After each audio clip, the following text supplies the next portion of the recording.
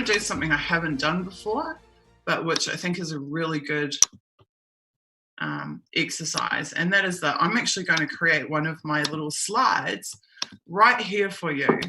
And I'm going to call it the Access Waterfall for Technology.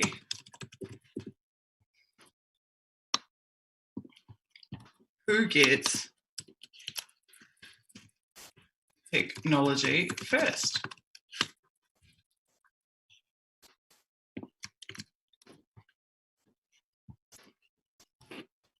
And the answer to that is the military gets it first. They get it first because the global network, in fact, I'll say the military via espionage, the global network is literally spying on innovators around the globe, seeing what they're doing, what they're going to be doing, working out, then prioritizing what technologies they want to get their hands on first, and or developing their own, because I should mention that obviously the military has its own R&D programs as well, but it has a very strong interest in simply stealing the secrets of other nations or other foreign corporations, etc., etc. So the military has access to technology long before we do.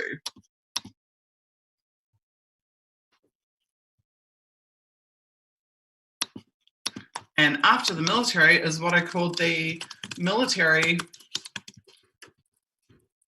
industrial complex. So this is where the contractors, etc., are also given access to cutting edge technology that is not yet available in the commercial space. So I'll just give a couple of quick examples there in terms of the military having primary access. In one of the NSA documents, it's talking about 1990, and it's talking about how the global network, as it existed in 1990, already operated and had access to a multinational multimedia portal. So they were sharing videos and picture files between themselves in 1990. Now, in 1990, we were using monochrome screens, and we were lucky if we could use a news group. We didn't have email, and these guys were sharing like video files and photos with each other the way that we were in like 99, 2000, 2001. And this is what I mean about we're a decade behind them. And just in terms of the military industrial complex getting access to technology before any of us do, there are some fantastic WikiLeaks files about that. So in WikiLeaks hacking team files, so this is an Italian corporation, private hacking corporation, mercenary hacking corporation called the Hacking Team. In their emails, which were leaked to WikiLeaks, they had marketing materials from defense industry weapons manufacturers. And in those emails, they were being offered access to hardware and technology which was only available to the military industrial complex, which was not in the commercial sphere, which you and I could never go and access or buy, but the access to it was being extended to corporations and companies like Hacking Team, who are like satellite companies or satellite service providers for the military industrial complex. So that's yet another example of what I would call tier 2. So tier 1 is like the military is the top of the food chain. The military is the control this planet, and all of our countries, not our governments are in control, it's the militaries are in control. They are tier 1 for access to technology. Tier 2 is this military industrial complex. Okay, so then tier 3. I would consider tier 3 would be the the commercial market for the global elite, right? So this is the people who can, because that's just one other thing about that Hacking Team, the Italian crowd that I was talking to you about a second ago. They, that mailing list, just to receive the emails, the marketing emails from the defense contractors cost €8,000. Like, you had to subscribe, you had to have a membership and pay €8,000 just to even access these lists of technology hardware that were available for sale from the weapons manufacturers. So that gives you some idea. Again, it's about creating that barrier, right? Like, a normal person cannot afford to pay €8,000 to receive some marketing emails from a defense contractor. But a corporation, a company in the military, as a part of the military industrial complex, what do they care about €8,000? €8,000 to them is like $8 to us. So they use money to create a barrier and to restrict that access to information about what even is available. And it takes you and I reading something like WikiLeaks years and years after the fact to even begin to get an understanding about what these guys have access to and what is out there in this world. So the next tier down from the military industrial complex would be, I will put the global elite. And by this, I mean people with money. And I'm sure, like, you would have seen it because they like to show their stuff off on, like, you know, whatever, Lifestyles of the Rich and Famous and the many MTV offshoots in more recent years. You will see in the mega mansions, they have technology in their homes which is beyond the wildest dreams of any consumer. And the reason, once again, that they have that is because they have money. And so those who have been, whose activities have been blessed by the systems of control that run our society have been fiscally rewarded. And not only does that mean they have a lot of money, but it means they have access to technologies which you and I simply cannot afford. So yet again, money is being used as a barrier, an entry barrier to access to technology and to innovation. So after these guys, then we have the US commercial market. So this is like, you know, somewhere down the track, however many years. You think about like 1990, this is a multimedia portal, right? So maybe 92, these guys are getting access to it. So maybe 95, these guys are starting to get access to it. So now it's 1999 and they're ready to roll it out to the American public. And generally speaking, the American public are the first ones to get access to the first regular citizens of the world to get access to technology. So I'll put here US commercial market.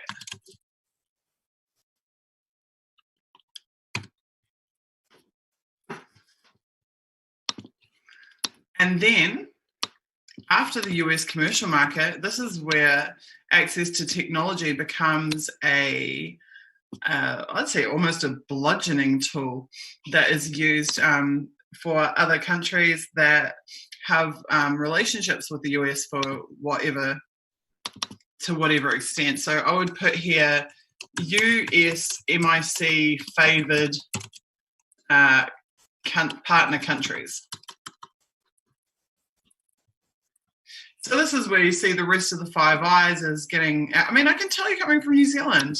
I can absolutely tell you coming from New Zealand. New Zealand, think about it, is one of the 4 most favoured countries in theory of the United States around the world. You know, the English-speaking countries are this tight-knit group that stick together. And New Zealand was always behind the US on technology. Always. We always had to see and hear about things before they ever made it to us. So New Zealand would still be somewhere close to the top of that list. But now think about somewhere like, and I'm just pulling like a country name out of a hat, Ghana. Like, where is Ghana where are the citizens of Ghana on the access to technology waterfall? They are like way the hell down the bottom. And then now think about somewhere like Russia or somewhere like Iran. Where are they on the access to technology waterfall? Not only are they massive targets for R&D espionage, for anything they do manage to develop themselves out of their own universities or their own science and research spaces, but they are also the last to be granted any type of access to innovation from the global network.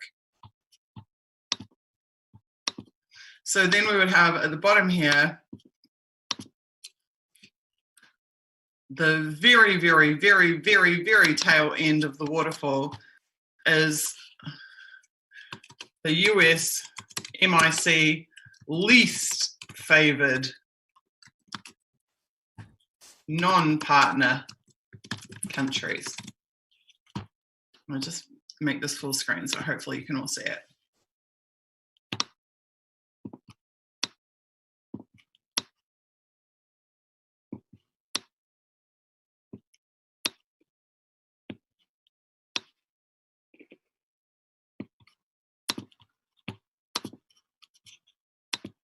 So there you go. For any of you who were wondering whether I actually make these screens myself, whether I make these slides myself, yes, all of this is my own research, is my own deductions, and it's based on years of research. And if you go back through my body of work and my body of articles, you'll discover that every little piece of information I give you here is from research that I did at any given time and wrote about in my long form articles.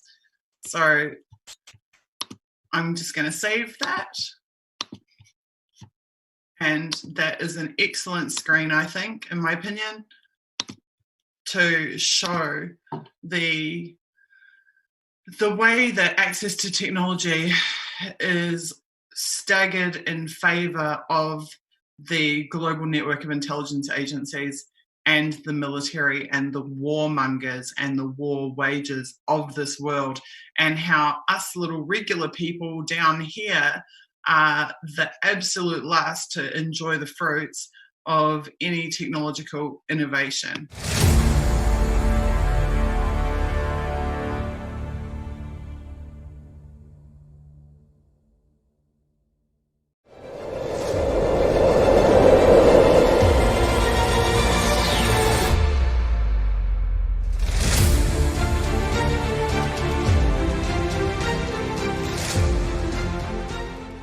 We've also seen from studying the NSA documents that there is a humongous obsession inside the NSA with what they call budget day. And this is where once a year they prepare their budgets for congressional approval.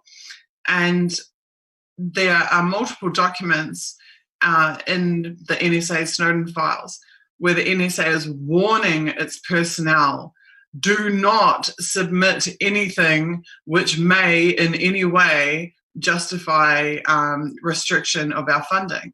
And they also tell their personnel that if they run their documents past a certain budgeting office, that they will be sure to reword their requests and applications in a way which is most likely to maximize the funding that they can get from Congress for their activities.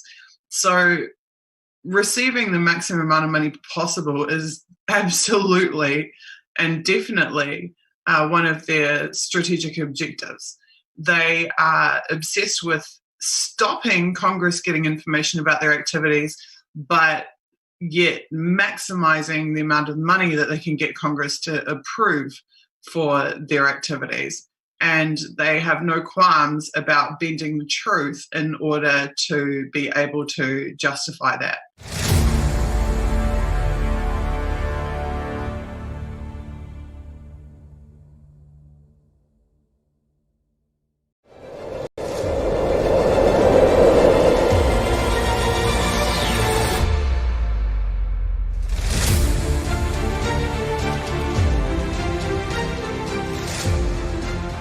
We, in the Western world, we operate under this fallacy, this complete fallacy of a meritocracy. We're told like anybody can become a millionaire if you have a great idea and you work really, really hard and you have good people around you, you can be the next Bill Gates.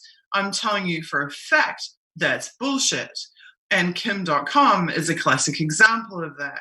Kim.com had great ideas and great people and built amazing products that everybody liked and hundreds of millions of people were using and was consuming 4% of global internet traffic. And what happened to Kim.com? Oh, hello. His house was raided by 100 armed police with helicopters and attack dogs. And he's now been through 7 years of litigation and they're attempting to extradite him. Where are they attempting to extradite him to? They're attempting to extradite him to the Eastern District Court of Virginia, which is the same court that prosecuted John Kiriakou, that is trying to extradite and prosecute Julian Assange, and that wants to prosecute Edward Snowden. So why is he being prosecuted in the Eastern District Court of Virginia? Apparently for copyright infringement. Copyright infringement is a civil offence and not a criminal offence. And yet his home is raided, all of his personal belongings are seized, his business is forcibly shut down, the FBI seized his domains and his websites, all of his customer data was erased from the face of this earth, and he has been relentlessly persecuted and smeared in the media. Why? Because the meritocracy does not exist. Because Kim.com was supporting WikiLeaks, Kim.com took a stand against the intelligence agencies and would not capitulate and allow his business to be run by them. And as a result, he became a target of them. And this is what happens at all levels of technological development. If your project shows any promise or any significance, you will either be bought out or you will be destroyed.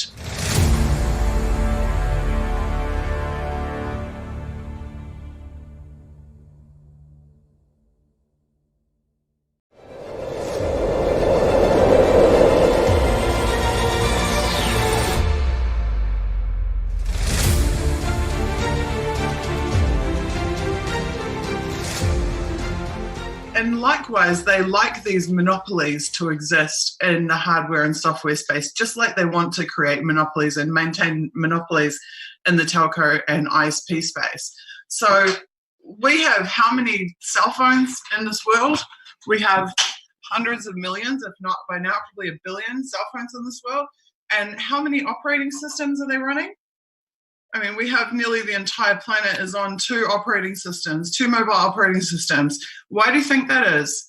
How can it be that on a planet the size of ours, with as many software developers as we have, that there's only 2 major operating systems for mobile communications? And it comes back to that same principle. The intelligence agencies are actively restricting innovation in the technology space, and particularly in mobile, anything related to internet. They want to control who is supplying hardware and software services to the consumer markets. And it's easier for them to control if there are a very small number of corporations that are dominating those markets. And so it's in their best interest to prevent people from being able to develop alternatives to that. So in innovation, we all know, the CIA has In-Q-Tel, they use money. It's another form of coercion. They will identify projects, development projects which are of strategic importance to them, and they will fund them. And in funding them, they're then able to control the direction of that project. They're able to control who is or isn't involved in the advancement of that project. They're able to control the corporate relationships of that project. They are able to also, the other side of the coin, if you don't take their money and you don't work with them, they're actually able to effectively destroy any startup that gets in their way.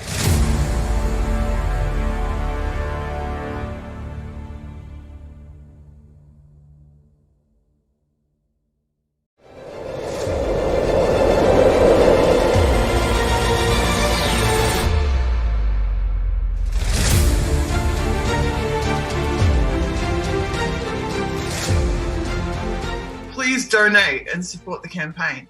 if you can't donate, which many people can't in the current economic climate, please just promote the website, promote the donation link, promote the streams, and let people know that this exists, that this movement exists. Let them know why it's important and ask them to back this campaign.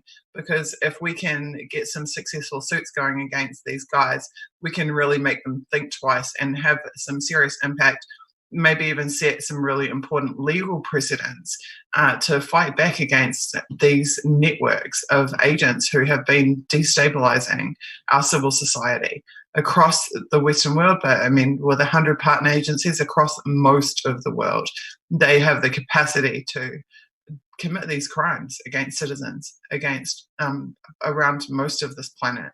And as I've said in previous videos, that's not okay with me. And that's why I've dedicated my life to fighting back against them, because I feel that we have to do it. We have to do it. We can't just get to the point where this total global surveillance state that we live in is able to actively destroy anybody who challenges it. We must stand up against it, and we must do it together. We are strong together. With hundreds of us and thousands of us working together, we are much stronger.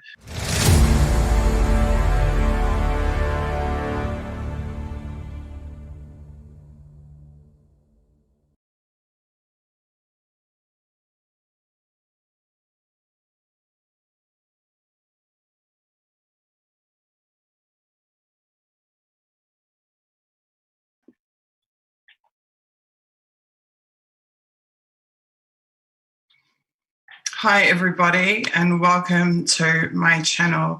My name is Susie Dawson. I'm an activist, a journalist, and the current president of the Internet Party of New Zealand. Thank you so much for being here tonight.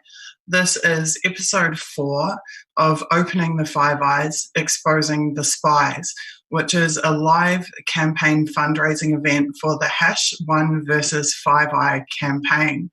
That campaign is the result of many years of me attempting to try to gain visibility and spread the word about abuses by intelligence agencies against activists, journalists, and regular citizens around the world. And in this campaign, I now am trying to raise funds for my newly acquired awesome human rights legal team to sue the intelligence agencies who persecuted me for my activism and for my journalism, and to try and bring a halt to the illegal activities that they have been engaged in. You can find, hello to everybody, I can see you in chat saying hi to me. You can find out more information about this campaign at #1 letters VS #5 letter I, 1versus5i.com. I would really, really appreciate people either donating to the campaign to fund my quest for justice, or to sharing the donate link to as many people as you can. That link is 1versus5i.com/donate. Okie dokie. Last week I put together a little Twitter poll asking you what content you wanted me to cover.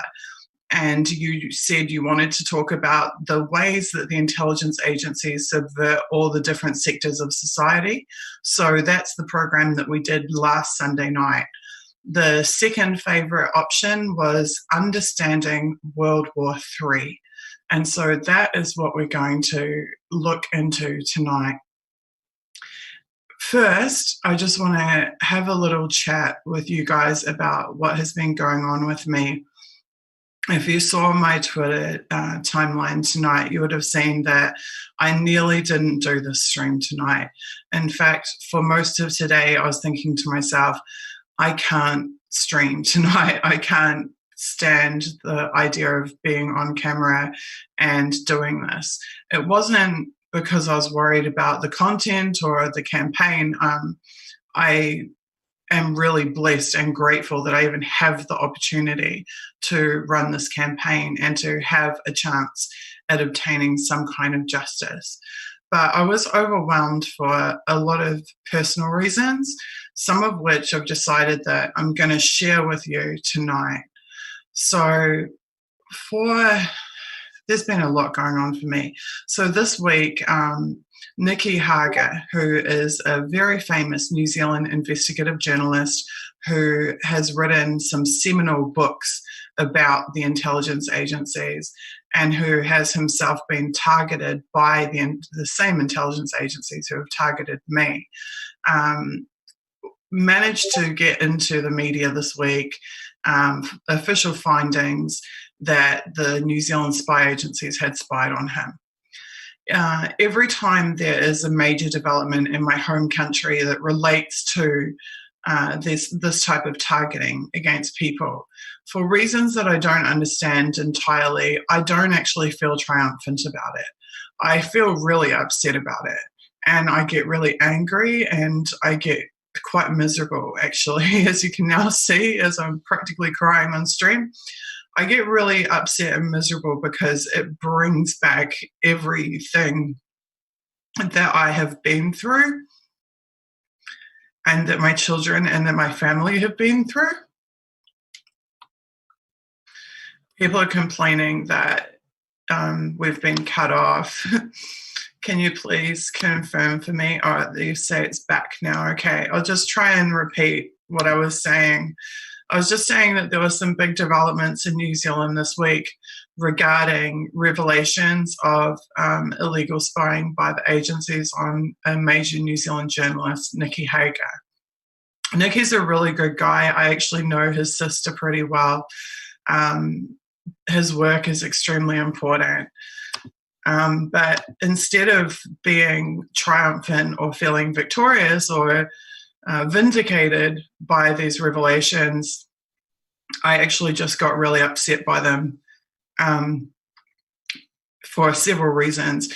Firstly, because it brings back every single thing that I've gone through, and also the impacts on the people around me and my kids and my family.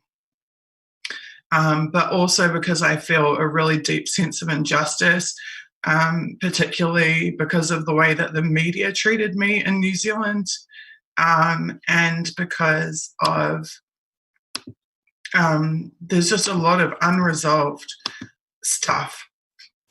And particularly actually in relation to Nicky. I have no ill feeling for Nicky. To the contrary, I feel great admiration for him. And I'm very happy that he's able to achieve redress and he's able to get really high-level support, and that people understand the dangers that he faced and the things that he goes through. But one of the big criticisms of me that I've had, particularly from media, about my situation in my case, is they compare me to Nicky. They say, oh, well, Nicky is targeted and he didn't have to leave New Zealand, or, how come Nicky is able to be in New Zealand and you've had to leave New Zealand? And on one hand, it's quite a compliment to me that I would even be considered in the same light as Nicky Hager. But on the other hand, our situations are completely fundamentally different. And this is something that people who judge my decision to leave New Zealand seem to fail completely to understand. When Nicky was being targeted by the intelligence agencies, he had a 30-year long track record of internationally awarded journalism. Every single person in the country of New Zealand knows him and who he is and what he does and the risks that he faces. He has a ginormous international support network at the highest levels of journalism and of politics. When I was targeted in New Zealand, I had none of that. I was not an established journalist. I did not have major political support. I did not have an international network of people willing to advocate for me. There was no public understanding of who I was or what my work was or why I would be targeted, none whatsoever, because I had actually operated in my activism. I stayed anonymous, I stayed off camera, and I did everything behind the scenes. So I had no public support whatsoever. I had no media support whatsoever. My situation couldn't have been any more dramatically different than Nicky Hager's situation, and yet I'm constantly judged in the same light or the same league as Nicky Hager, which is really unfair. When I was targeted in New Zealand, I was a single mother with 2 kids living in the suburbs. I had nobody willing to stand up or protect for me or to advocate for me or to protect me. I had only my fellow media team members who were also being targeted and who had no resources and no ability to protect me. The police openly told me to my face that I would continue to be targeted, and that so their exact words were, "So long as you're an activist, this will keep happening to you." So I couldn't do anything about it whatsoever. I was like a sitting duck, and nobody would protect me. Not politicians, not media, not the police, no state agencies. I had no ability to maintain safety for myself or for my children. So every time that another big revelation comes out in New Zealand that does vindicate me, such as the State Services Commission report that came out in 2018, and it confirmed that the exact same companies which I had been saying were doing this I'd been saying since 2012, 6 years before it was confirmed, I'd been saying exactly who's doing it, what they're doing, who they're doing it to. When that report came out, I should have been happy. I should have been like, thank God, now everybody knows that what I was saying was true. I wasn't some crazy crackpot making this shit up. I was telling the truth all along. But to be honest, I didn't really feel vindicated. I felt miserable. I felt upset and miserable. And I put a public statement out actually on that day that the report was released. And you can tell how angry I am when you read that statement. I was just so angry at what I perceived was the total abandonment of me by anybody who could have actually helped me when I was in New Zealand. So leaving New Zealand for me was like stay and die quietly, or leave and have a chance at continuing my work and telling people what was going on. And so that's the option I chose. So it hurts, quite frankly. It hurts to be judged against people who have completely different situations and scenarios to me. And to have my decisions, which I felt like I had no other decision I possibly could make at the time, to have those decisions judged against the actions of people who have the types of visibility and protection and resources and support that I never, ever, ever had when I was in New Zealand. So that's the first thing that's bugging me. But then the second thing that's really hurting me too is every single day that I'm in exile, I see firsthand the impacts of that exile upon my kids and my family, but primarily my kids. And I've chosen tonight to actually start to talk about this. And for me, it's a humongous risk. For me to talk about the things that upset me and the things that I'm going through is an absolutely humongous risk. It's a risk for multiple reasons. First of all, because I inevitably am blamed for what's been done to me, despite the fact that I'm not the person who did it.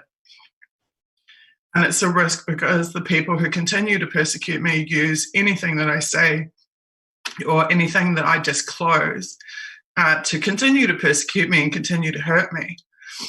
And for me, it's always been a really double-edged sword as to whether or not I talk about my kids. And so generally, other than saying that I have children, I've said basically nothing about them.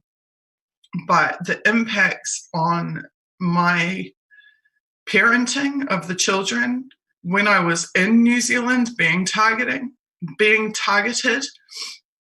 were absolutely devastating. And the impacts on my ability to parent in exile are similarly devastating. The invasion of privacy is next level. I remember in New Zealand knowing that every word I said in my home was being recorded, and my daughter asking me to tell her about the birds and the bees, and me having to sit there and try and explain to my child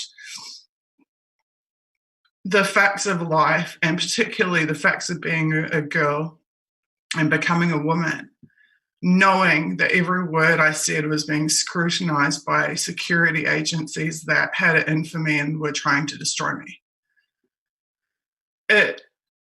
I feel like they robbed me and my children of some of the most precious moments and precious years of our life, and things that normal parents can just take for granted, I could never take for granted. And I had to constantly make decisions relating to my children. Wow, I'm sorry, I didn't know how upsetting this would be to talk about. I had to constantly make decisions relating to my children in the realistic and practical context of us being targeted by the state. For example, I lived in constant fear. One of the things my daughter complained about to me is she always says, "Mum, you're hypervigilant." And she's talking about, not about hypervigilant about being targeted, but hypervigilant in terms of, I would live in fear that my kids would be jumping off the trampoline or whatever, would hurt themselves and would end up having to go to hospital for whatever reason, and that it would be used as a pretext to take my children away from me, to punish me for my activism and journalism. Because there are countless other cases where this has been done to activists and journalists who are single parents, where they come at you through your kids. That's what it comes down to. They come at you through your children. They have no qualms about doing that. So my kids couldn't just play like normal kids. Like when I was a kid growing up, I broke my wrist, I broke my arm, I broke my leg. It didn't matter. My parents went and took me to the hospital, get a cast on it, no one cared.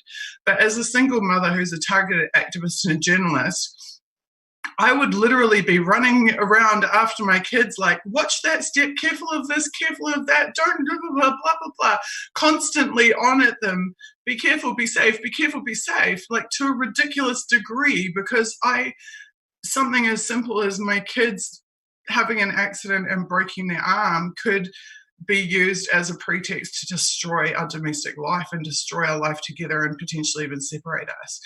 That's the type of pressure that I, and subsequently they, by proxy, had to live under as targets. Going into exile there are whole other layers to that. There's the obvious isolation. Sorry. There is incredible isolation. There's incredible isolation that we face because we lost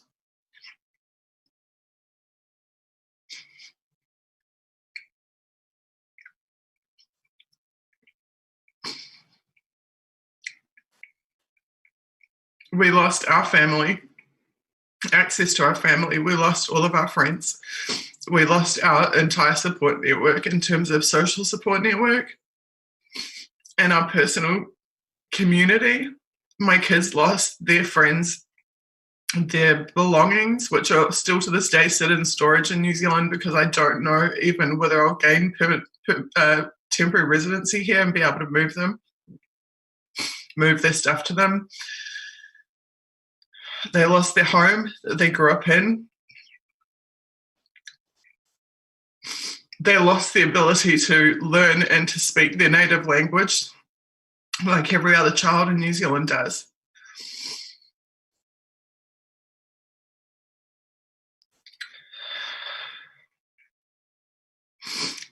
they lost the carefree and attentive parent that I was to them when it was just us in New Zealand. I used to be fun and have fun with them in ways that I had no ability to do since, because I am constantly need focused. I have to live in a way that's need focused. I have to make sure that we still have a place to live in, still have a country to live in, still have an apartment to live in, make sure that we have food, make sure that we have clothes, make sure that we have all of the necessities, and to do so without anyone around me to facilitate any of that happening. And that means I'm not fun mum, I'm stressed mum almost all the time. And that has been horrendous. And then you add on to that the language barrier and the fact that none of us spoke the language. And then you add on to that the fact that I'm constantly probed and I don't mean probed by Russians or locals, I'm not. I've had no interference at all from Russians. But I am constantly probed by intel agents in all of the spaces in which I try to communicate or operate. Relentlessly, they want information however they can get it. They want to insert people in my life and get people close to me. I had to cope with that physically in the real world in New Zealand, but I have to cope with it in digital spaces all of the time. And so my way of coping with the isolation was to overwork. And so in 2017 Internet Party campaign and 2018 Unity for J, I worked every second and every moment that I wasn't with the kids, day and night. I did 20-hour days every day. I worked so hard that I would look out the window and the light would burn my eyes. Looking at daylight would burn my eyes and blind me. That was how I coped with the situation, was just to work and work and work. And then, of course, my body started to give out on me, because nobody can work 20-hour days, 7 days a week forever and ever and ever. So that is why I stepped down from Unity for J, and that's why I took a bit of a break at the beginning of this year. And my one accomplishment in recent times is that I have actually hauled my ass back to the gym and started getting in physical shape again and started trying to improve my health by necessity, because I can't help anyone, let alone my kids, if I don't do that, if I don't make that effort and do that. So the reason that I'm talking about these things tonight is because I've been feeling so heartbroken and so vulnerable, and I have really nobody to talk about this stuff with. And I remembered something. So behind the scenes, I used to never really talk in a personal context about Julian or WikiLeaks or anything else, but I'm starting to change my mind on some of this stuff. So I can tell you that behind the scenes, I was pretty much campaigning for years for Julian Assange to talk more in the public realm about what he was suffering through, what he was going through, physically and mentally and emotionally. I thought that it was really important for people to understand how dire his situation was, because recently you've heard about this, since he's been silenced, you've heard a lot about it. But in the previous years, Julian had really presented himself, I'm not even sure deliberately, but he presented himself as being pretty invulnerable and like a Superman. And people looked at him like a superhero. And they didn't understand the reality of what he was suffering through every single day. Nobody really understood that, because the decline in his health isn't something that has just happened since the hideous Moreno government.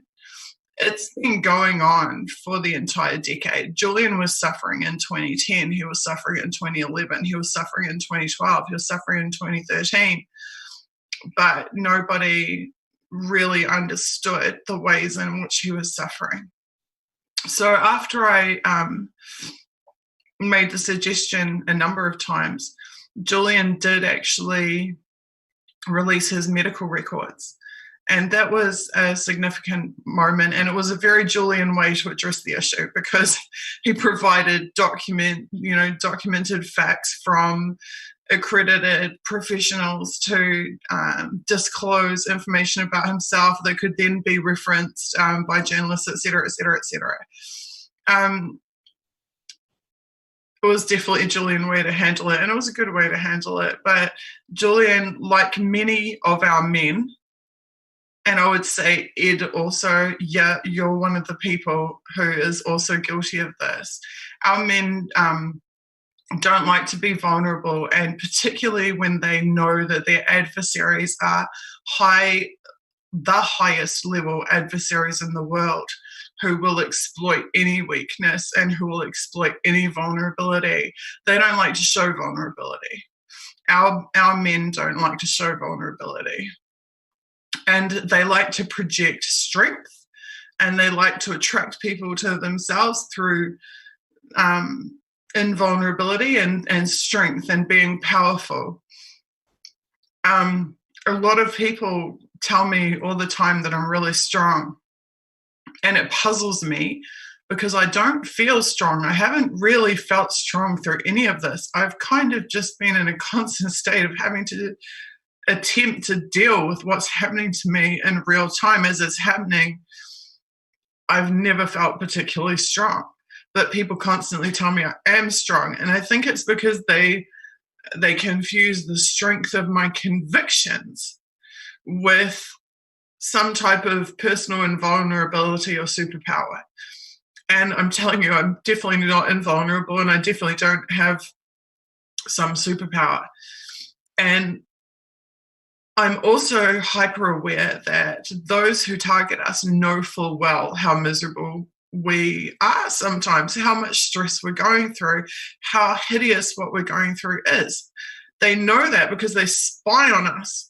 They were, as we now know, they were spying on Julian every second of every day in every room, including the bathroom, and broadcasting it live to Langley, Virginia, to CIA headquarters. So they knew how Julian was suffering. They watch and study the effects on us targets of what they do to us. We are like lab rats to them. They will tailor their targeting of other people based on the impacts that they gauge from monitoring the effects of what they have done to us. So what use is it for us to hide from the people who do love us and do support us and do care about us? What use is it to hide our suffering and what we're going through? I think it's not very much use at all. And so that's why it's what brought me to the decision to try and tell you a little bit. I mean, that's just a tiny window that I gave you tonight, a little bit of what we go through.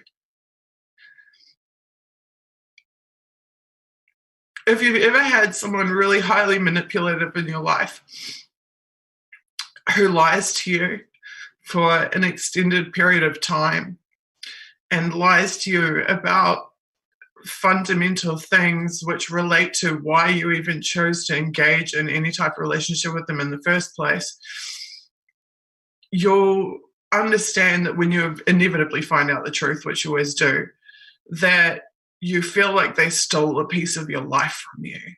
Because if they had told you the truth up front, you would have made different decisions. That's how I feel about this entire process of being targeted, and it's how I feel about my children and my family as well. I feel like years of our lives were stolen, have been stolen, and arguably still are being stolen. had they not done to us what they did, I would never even become an investigative journalist.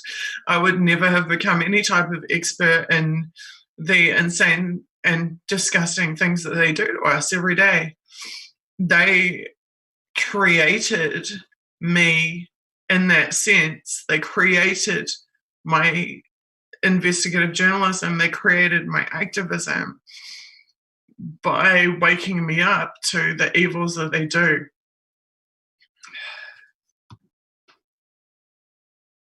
Okay, some person of the hundreds and hundreds and hundreds of chat messages that I can see scrolling up my screen right now, some person just said, Assange has been lying to us about 9/11. Maybe now I can stop crying, because instead of feeling sorry for myself, I can go into defense mode. And defense mode, if there's one thing I actually really love, it's defending good people. I love standing up for and defending good people. So let's just cover this off really quickly. Julian Assange has published more information about 9/11 than almost anybody on this planet. You can read that information for yourself. Excuse me.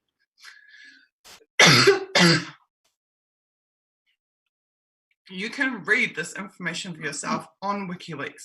He published the 9/11 pager transcripts.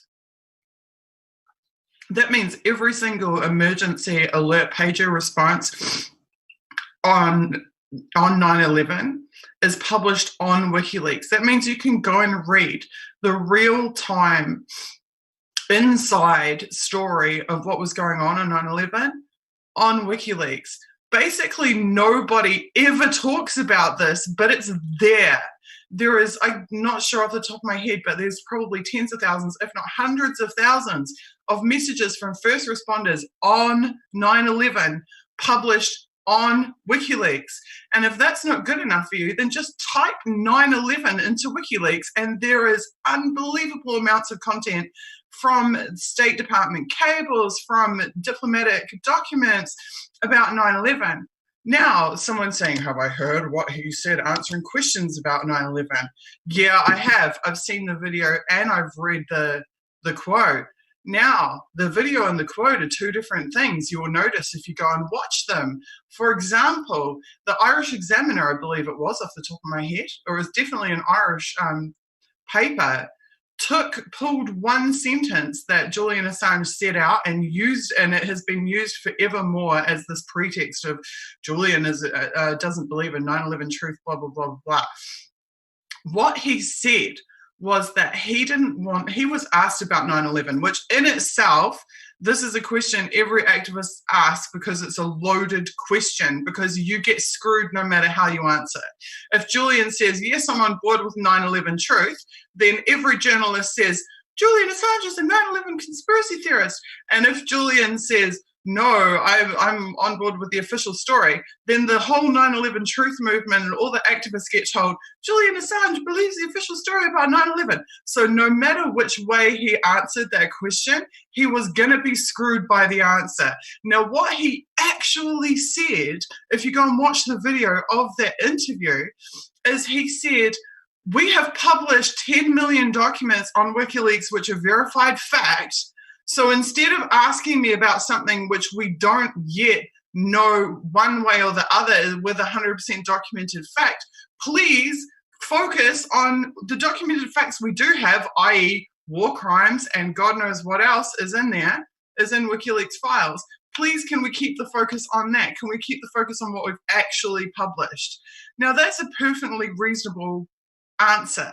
He wasn't taking a position one way or the other. He wasn't saying 9/11 official story is correct, and he wasn't saying, Israel burned down the towers or whatever the hell else. So I do not, it's just been used as a smear ever since. I had the same thing happen to me. I mean, I was asked in an interview, every activist I know gets asked this in an interview. I was asked in an interview, what do you think about 9/11? And I said, it is pretty damn clear to me that there is a lot of holes in the official narrative and a lot of questions that need to be answered. And sure enough, major New Zealand media platforms, Susie is a 9/11 conspiracy theorist, blah, blah, blah, blah, blah. So these questions are just set up as a pretext to divide and conquer. They are trying to divide the support base. So every time I hear Assange and 9/11, I ask myself, this person who's so interested in what Assange thinks about 9/11, have they actually typed 9/11 into WikiLeaks? Have they actually read the thousands of source documents about 9/11 on WikiLeaks? If they haven't, then why is it that they're more concerned about what Assange thinks about 9/11 than they are about finding out what documented truth is available on WikiLeaks about 9/11? And thank you. I'm going to use that as a segue to stop talking about the emotional stuff and to move into the actual content of tonight's program. Thank you for bearing with me through all of that. So, Understanding World War III is an article that I wrote in 2016. I wrote it after a lot of study and research on the topic.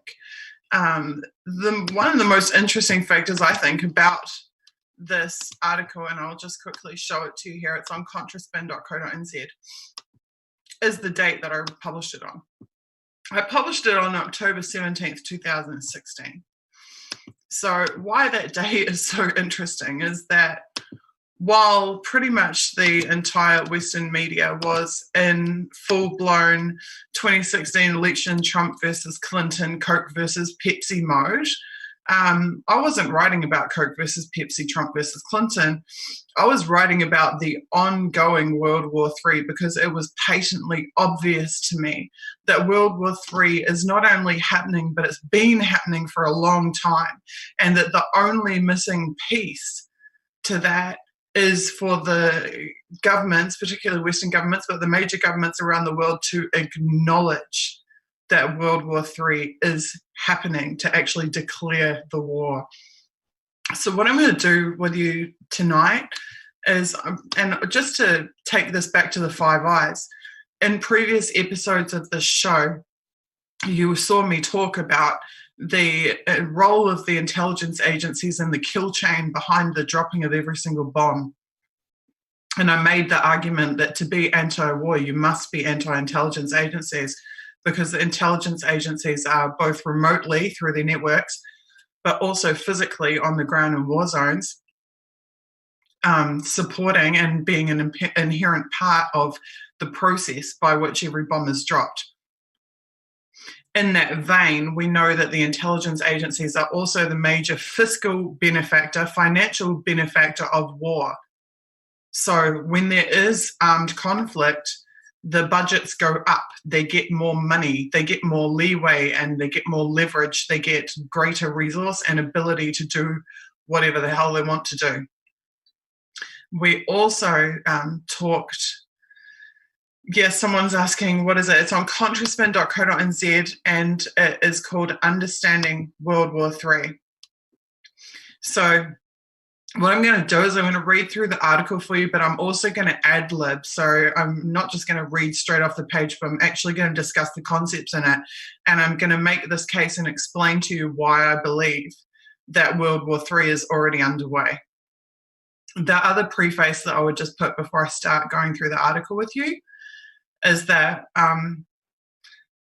in it, I study the lead up, the period of time prior to the declaration of World War II, and then I compare those events directly to what has been happening in this lead up to and beginning of World War III. I want to be really clear that I am not at all someone who likes this callous tossing about of the term Nazi, Nazis, fascist, fascism, etc., etc. I think it's irresponsible the way that some people have engaged in that and done it, and I hate that people get branded with it just because they have some kind of difference of opinion or political opinion or ideology or whatever else. I think it's another tool of divide and conquer. I think accusations of white supremacy get used as a tool of a divide and conquer. That's not to say there aren't actual white supremacists on this planet. There absolutely are ideological white supremacists. But they are nowhere near as prevalent as is claimed by certain quarters. And I would also like to point out that there is a long history of intelligence agencies. Someone just said it's like crying wolf. That's exactly right. It is like crying wolf. There is also a long documented history of intelligence agencies using accusations of Nazism or white supremacy to divide and conquer activist groups and movements. So that's another thing to be aware of, is that it's a tool for divisiveness.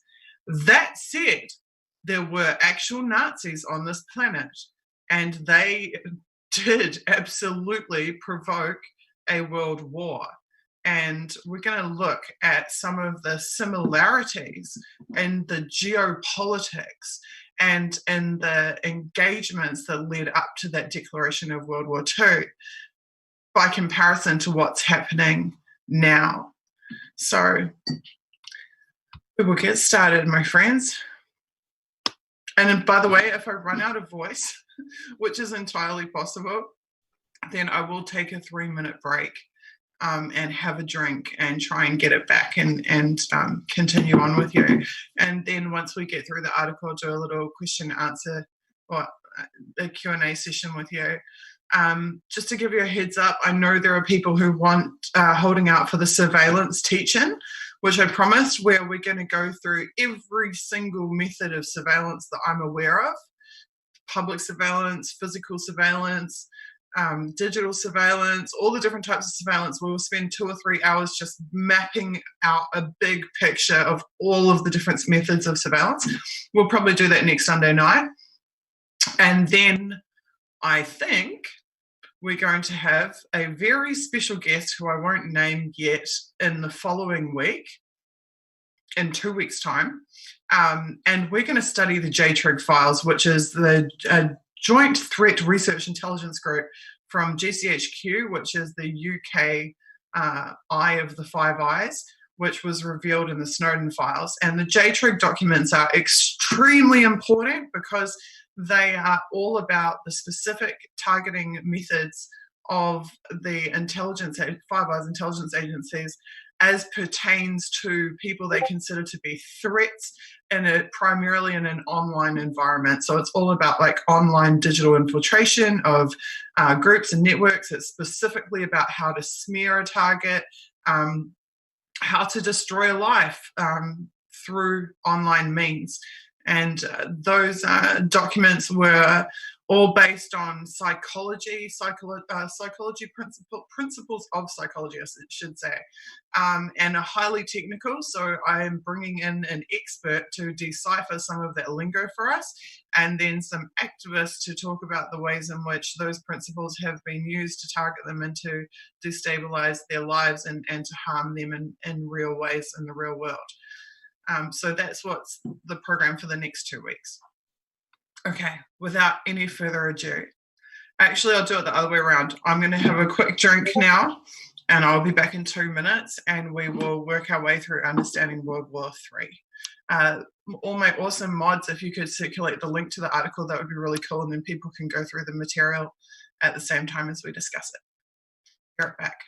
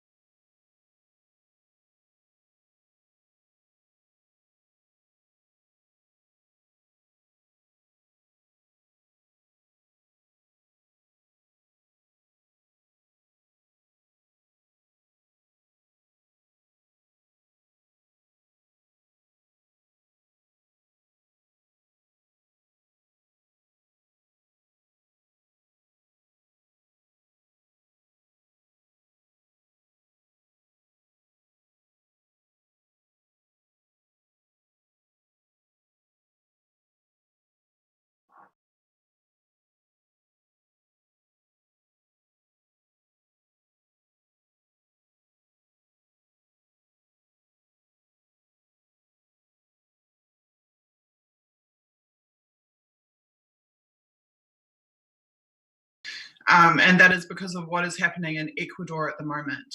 So the Ecuadorian people are resisting Lenin Moreno's government, who has been imposing the IMF austerity and privatization agenda, which has already affected so many countries around the world, including, in fact, very few people realize this, but including, in fact, my own home country of New Zealand. Also known as neoliberal economics. The privatization agenda meant that from roughly the end of the 80s through until the current day, New Zealand lost ownership of all of its critical infrastructure. And nearly all of its state assets. So that meant we don't own our railways, we don't own our telecommunications companies anymore, we don't own our power companies. We don't own, many of our state assets were privatized and sold off. And the austerity agenda means cuts to public services. So the shutting of many organizations that supported the public and provided critical social services. And this is an agenda that was rolled out really across, I'd say, all of the Western world. You see it in Britain, definitely see it in America. It was also coupled with trade agreements, which spelled the death of local manufacturing and the importation of cheap, defective goods from third world countries, where obviously child labor and even slavery were being practiced. And until very recently, until just a couple of years ago, Ecuador was free of the IMF and free of the military-industrial complex of the Western nations. But unfortunately, with the election of Lenin Moreno, who was elected on a leftist agenda and was supposed to preserve the sovereignty of Ecuador, got straight into bed with some really dark right-wing forces in Ecuador and began the economic destabilization of the country. So the protesters, who have been, I'd say, nearly by the millions, if not by the millions, over the last couple of days protesting in Quito and in other cities in Ecuador, have been met with not only riot police and all of the riot ordinance, the tear gas and the everything else, the so-called less lethal weapons, which are all too lethal when they're fired on you at short range. They also have had the military unleashed on them. So there have been actual tanks and soldiers firing live rounds, killing protesters in Ecuador. And sadly, but unsurprisingly, the Western media have been completely silent about that, or have just made it out like it's some fringe protest about fuel prices and failed to mention that people are getting shot in the head and killed by the military in Ecuador. If you have a look on my timeline on Twitter at Susie3D, SUZI number 3 letter D, and you scroll back over the last 2 days, I've been constantly sharing live video from people on the ground showing the one-sided war that is being inflicted by the Ecuadorian military onto its own citizens in Ecuador. Now, in these types of situations, there is a long history of intelligence agencies, and particularly the CIA, getting involved or being involved from the outset. And generally, the pattern that is followed is that they will pump weapons and money, sometimes to both sides. The Syrian conflict originally started out with genuine pro-democratic anti-Syrian government protests in 2011 and early 2012. Guns and money were poured into, and infiltrating mercenaries were poured into that conflict, and it became a civil. I don't even like calling it a civil war, actually, because of the extent of the foreign influence that really engineered that situation, but essentially a civil war. And the devastation that's been wreaked in Syria across this decade had its prominence in that. Now, my concern is that while the protesters currently don't have arms and aren't shooting back, that Ecuador looks to me like it could be set up to become a similar scenario. And it also looks like it could eventually become a proxy war. And we're going to talk a lot about proxy wars shortly as we look into this article. So I'm going to screen share and we're going to get started.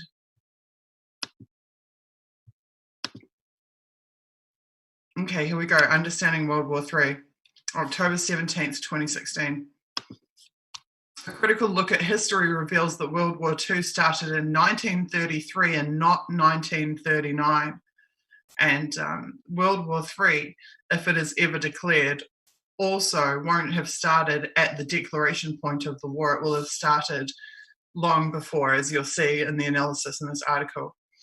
With the invocation of a state of war and the granting of war powers to the head of state, Nazi Germany was emboldened to begin their rampage of propaganda-fueled totalitarianism and ultimately invasion, mass murder, and assimilation.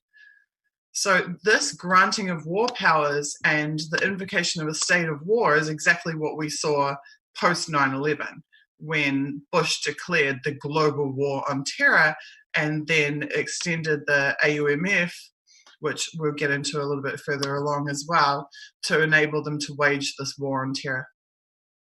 The official World War II commencement date of 1st September 1939 marks the day that England and France declared war and began openly militarily opposing Germany's aggressive and expansionist agenda. It is the date that officials were finally allowed to confirm to the public, who were subsequently engaged and drafted to support it, that there was in fact a world war going on. And this is my entire point here, is that just because the officials finally declare war doesn't mean that the war hasn't already been happening. But with a slew of countries already having been breached by invading armies, World War II had begun well prior to the public acknowledgement of it. Similarly, World War III will not be determined by the history books to have officially begun until a country or a coalition of countries formally stand to oppose and or declare war against the now long campaign of invasion, subversion, and international destabilization perpetrated by the United States and their allies.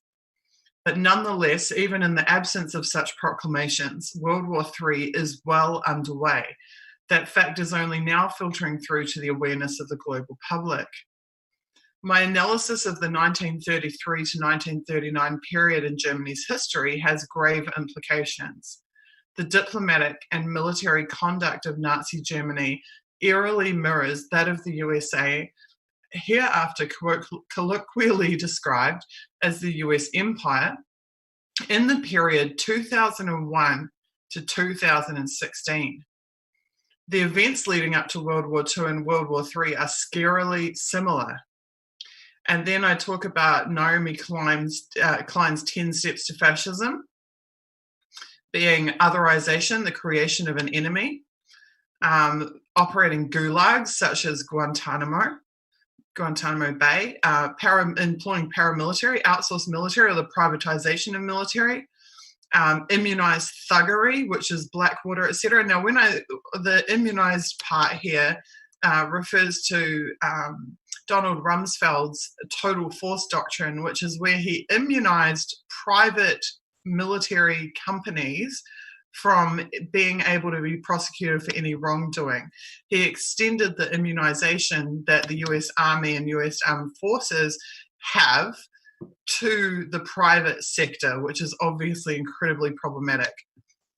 The employment of domestic surveillance, which would be like NSA and facial recognition systems, etc., all the types of things that Snowden and others have talked about. Arbitrary detention, which would be like TSA, like arbitrary detention, how you can be detained at the border for 8 hours, no legal representation, no charges against you, etc., etc. The subversion of media, which was a huge factor in how the Nazis were able to do what they were doing domestically and get away with it. The abuse of the definition in terms of espionage and treason. Well, Jesus, we've seen that, haven't we? John Kiriakou being charged with espionage for revealing the fact that crimes against humanity were being perpetrated by the CIA. And legislative suspension of the rule of law, which is pretty much exactly what NDAA has been about each year for most of this decade, being the National Defense Authorization Act in America. But this article will go beyond that to look not just at the general trends and conditions, but to directly compare the chronology of the specific acts of Nazi Germany with those of the modern-day US empire in the context of World War II and the now well underway World War III. The naked agenda. The most nefarious of acts are not the dastardly deeds waged covertly in secret, but those executed publicly in plain sight and then employed on a massive scale.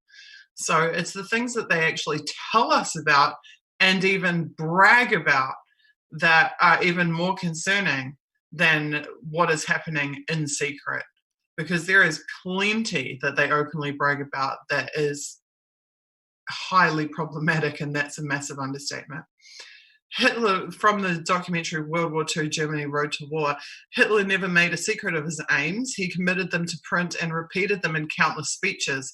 He triumphed because the world was blind to the signals he constantly raised. Time and time again, Hitler could have been stopped by his fellow Germans first and by foreign leaders later. Not until 1939 did the Allied leaders move to contain him, and by then it was too late to block his road to war.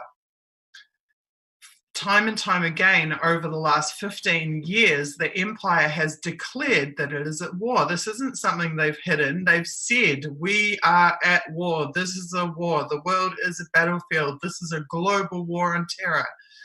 They proclaimed that there would be multiple theatres of operation. That was exactly the words they used.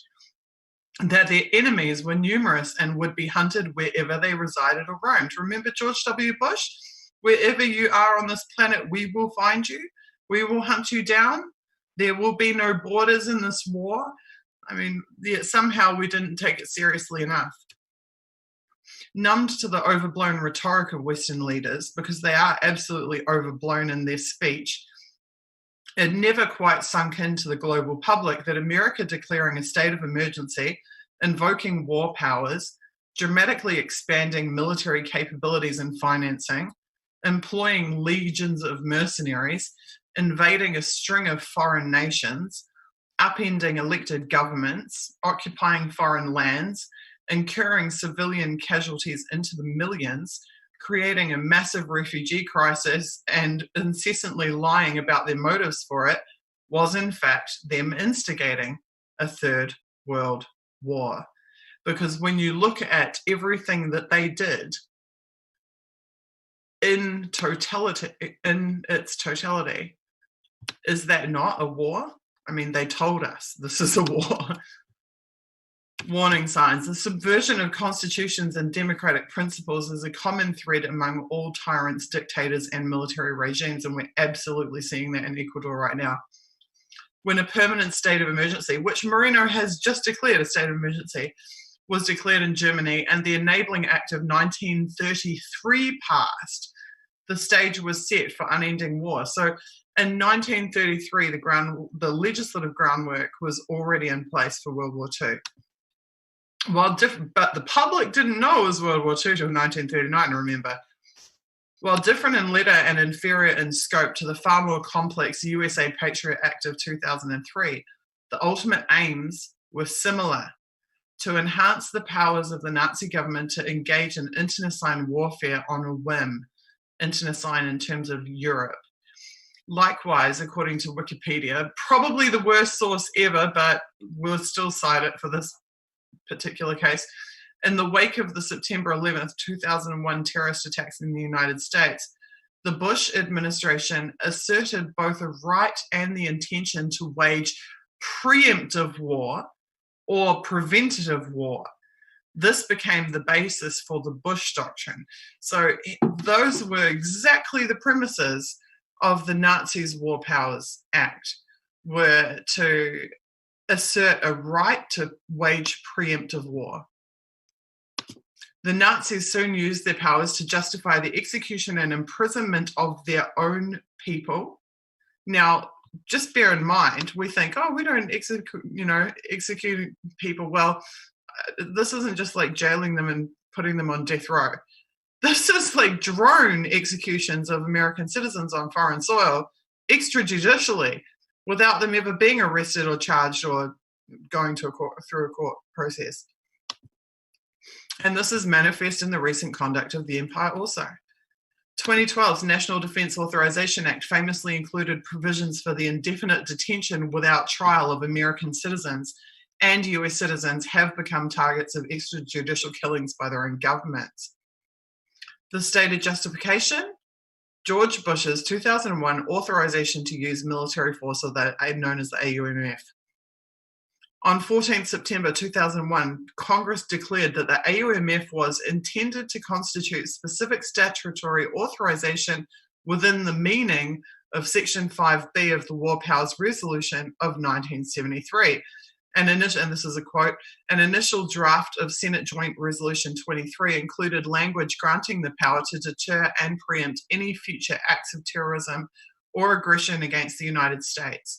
Members were concerned that this would provide a blank check to go anywhere, anytime, against anyone, the Bush administration, or any subsequent administration deemed capable of carrying out an attack, and the language was removed. Constitutional law specialist Professor Bruce Ackerman of Yale Law School has said the Obama administration use of the AUMF has so far overstepped the authorized powers of the final enacted version of the bill as to more closely resemble the capabilities named in the draft text rejected by Congress. So now you have a presidential administration acting on law that is not law. This is definitive proof that laws passed to expand the power of the executive are carried over to subsequent administrations and then employed as justifications and expanded upon to devastating effect. So Obama becomes, but Bush did it, and Trump becomes, but Obama did it, and so on and so forth through administration after administration. Wikipedia states that critics of and for those of you saying, oh, but Trump didn't do it, Trump has not gotten us into another war. One of the first things that Trump did when he got into office was declare that the CIA could make its own decisions around the extrajudicial drone assassination program. And if you go back and read the original things, he decided he didn't want anything, Trump didn't want anything to do with it. He didn't want to have kill this Tuesday like Obama had and sign off on the drone killings. But he was actually fine for the CIA just to handle it all themselves. So this is something that's very seldom acknowledged about Trump, is that he actually, from the outset of his administration, increased the scope of powers of the CIA, in particular in relation to foreign drone programs. Wikipedia, which are executed from US soil, I might add. Wikipedia states that critics of the Bush doctrine were suspicious of the increasing willingness of the United States to use military force unilaterally. Robert W. Tucker and David C. Hendrickson argued that it reflects a turn away from international law and marks the end of American legitimacy in foreign affairs. Both Nazi Germany and the US empire share the trait of justifying their non-compliance with international law and treaties by manufactured legal caveat to enable the abdication of their democratic responsibilities. And just taking this back to the Five Eyes as well, this is something that we see with the Five Eyes routinely, which is that the string of bills and acts, legislation that have been passed to expand the resources and powers of the intelligence agencies throughout this decade in particular are in total violation of certainly international law, Universal Declaration of Human Rights, etc., but also to our own domestic Bill of Rights. So their laws are violating other laws, and they don't care at all in the slightest.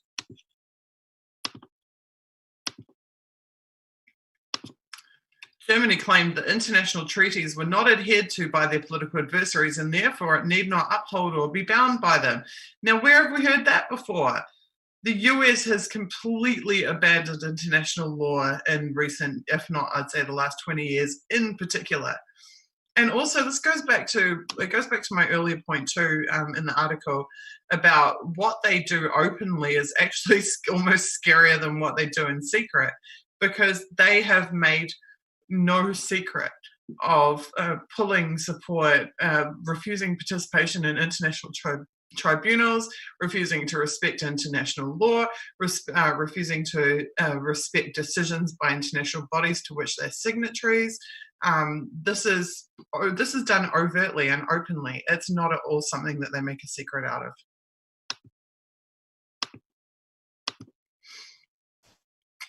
The same argument has been made by Western powers about everything from the Kyoto Protocol to torture. Another similarity is a self-righteous contempt for established covenants governing the military conduct of nations. In 2002, the United States openly stated it would not abide by the Geneva Conventions on the treatment of prisoners of war. Likewise, Nazi Germany's failure to abide by the 1929 conventions have been thoroughly documented. So once again, they're just openly refusing to abide by fundamental pieces of international law like the Geneva Conventions. Peace is an endlessly abused idealistic concept. Actually, we can probably skip this, otherwise this is going to take too long. So this entire section is about how war gets dressed up as peace by these diplomats and politicians who are advocating war. They always do it in the name of peace. And Obama was, so in Hitler's speeches, he would declare he's going to do all this evil shit, and he'd say that he's doing it in the name of peace. Likewise, Obama did the same thing. In 2009, President Obama famously droned on for over 30 minutes about peace in his acceptance speech for the Nobel Peace Prize. This despite his administration having dramatically advanced the prevalence and use of obscene, high-tech methods of achieving extrajudicial killings. An extension, he went further than that which was employed in George W. Bush's hegemonic and interventionist foreign policy. Conquest in stages is another similarity between the lead up to World War II and the ongoing World War III. The obsession with strategic planning reassures these guys of their longevity, yet their thirst for victory and conquest is never sated. Remember George W. Bush standing on that destroyer and saying, "Mission accomplished"? And then how long was it before they were into the next country and the next country and the next country? War is an addiction for them. Once the cogs of war are greased in emotion, they become trapped in a cycle of their own inertia. Inevitably, the velocity they generate speeds them towards their undoing. They haven't accomplished any mission other than perpetual war. Nazi Germany's trail of subjugation forged across Central Europe, back-to-back unopposed and largely bloodless successes, bolstered its aspirations to impose dominion over the greater Western European continent. The further that aim progressed, the more murderous the campaign. Ultimately, this brought them to the doorstep of the seat of power in the USSR, as well as into the North Atlantic Maritime Channel to the British Isles. Photographs of Hitler's command show him and his generals poring over a map reminiscent of a plus-size replica of the board game Risk. Risk is a great analogy for how war planners see war. To them, it is not the stark reality of their lawlessness, the blood and bone, murder and rape, mass displacement. It is a map upon which is determined the geographical control, monopolization, distribution, and ownership of resources. This also really applies to the intelligence agencies. The vast majority of the employees of the intelligence agencies aren't out there involved in killings or human intelligence operations or whatever else. The vast majority of them are sitting in offices with PowerPoint presentations. They are having corporate meetings. They are working on fudging budgets or writing bullshit reports for Congress. They are involved in spying on or monitoring targets from afar. They are not in there with a sword on horseback leading the charge on the front lines. You know, they love to think that they are. In fact, they love to employ analogies to suggest that they are some digital version of a frontline warrior, to make them feel like they are really have their hands dirty and are at the coalface. But they're not. They have total and utter detachment from the havoc that they wreak. And then they are also voyeurs. So, I mean, you see, I'm thinking about Manning talking about people sitting around and watching videos like what became the WikiLeaks collateral murder video, like it's a sport, like it's a video game, like it's a form of entertainment. One of the things that made me sick about this whole Turkey and Kurd situation in Syria at the moment is knowing that at the National Geospatial Agency, there will be intelligence operatives who are literally watching the Turkish incursion into Syria on live stream the way that we watch live streams on YouTube, right? But they're doing it from their spy satellites and everything else. And they will literally sit there and watch the mortars and the bombs and the tank movements and people being shot and people being killed and people being raped and towns being burned to the ground. They will sit there and watch it like it's a reality TV show. And that detachment is really, really, really dangerous. But back to the article. I won't go through the General Wesley Clark stuff because I'm pretty sure that everybody knows about that, which was that there was a plan to invade a string of countries, and sure enough, that's come to fruition with the exception of Iran, which is now the final pillar left standing that they had intended to go after all along since 9/11. The plan is not about democracy or security or fighting terrorism. The plan is about control, just like Nazi Germany, which also wasn't about democracy, security, or fighting terrorism. There was nobody invading Germany. There was nobody invading the Nazis when they started invading the whole of Europe. It was all just bullshit pretext, and that's exactly what we see with US empire. Just like Nazi Germany and many other empires before them, they simply want to rule the world. And these intelligence agencies literally admit in their own documents that they want to be able to see every square inch on the globe. They want to be able to maintain total control. Each conquest becomes a launch pad for the next. And my God, if you don't see that in Syria, I don't know what you do. Where did the incursions into Syria come from? Where did the drugs and the money, the weapons and the money come from? They came from Iraq. Iraq became the staging area for the Syrian war. And if they'd been successful in Syria, undoubtedly Syria would have become the staging zone for an invasion of Iran.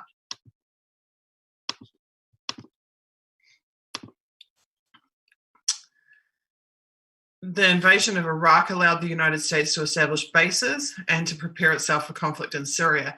The invasion of Poland allowed Nazi Germany to establish bases and fortifications to prepare itself for a ground invasion of the USSR.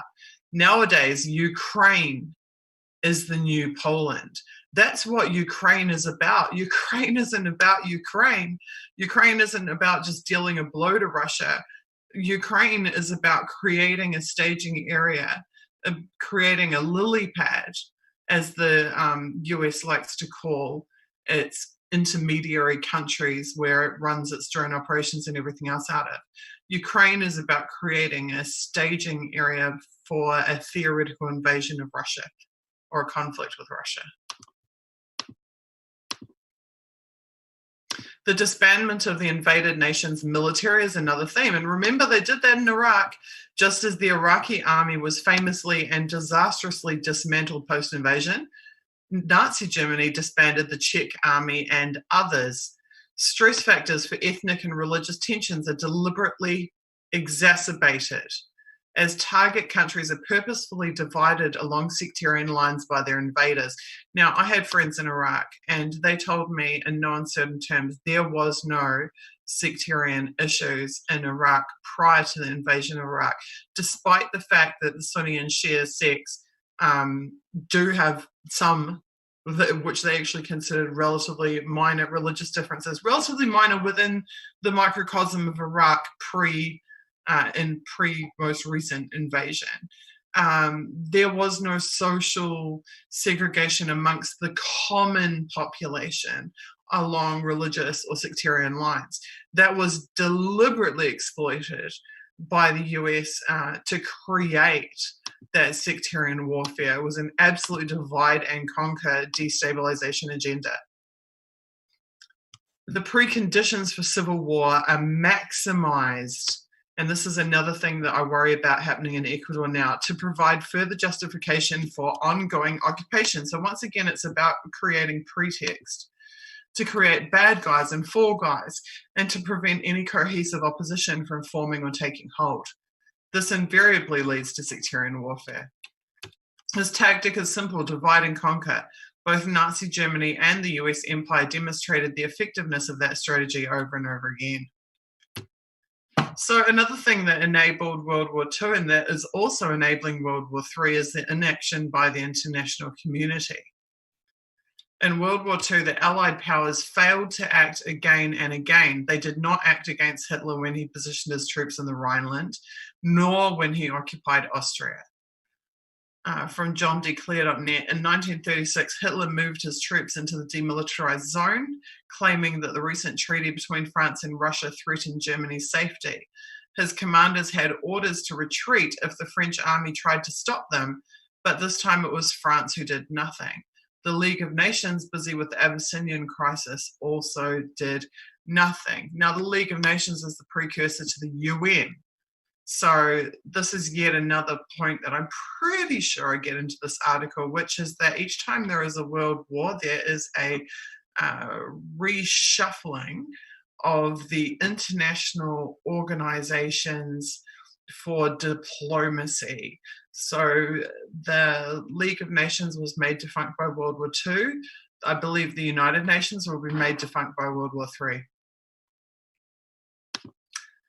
The following table so this guy John Declare on johndeclare.net gave us this table to explain appeasement policy. And in this table, I'm going to make it bigger because it's pretty important stuff.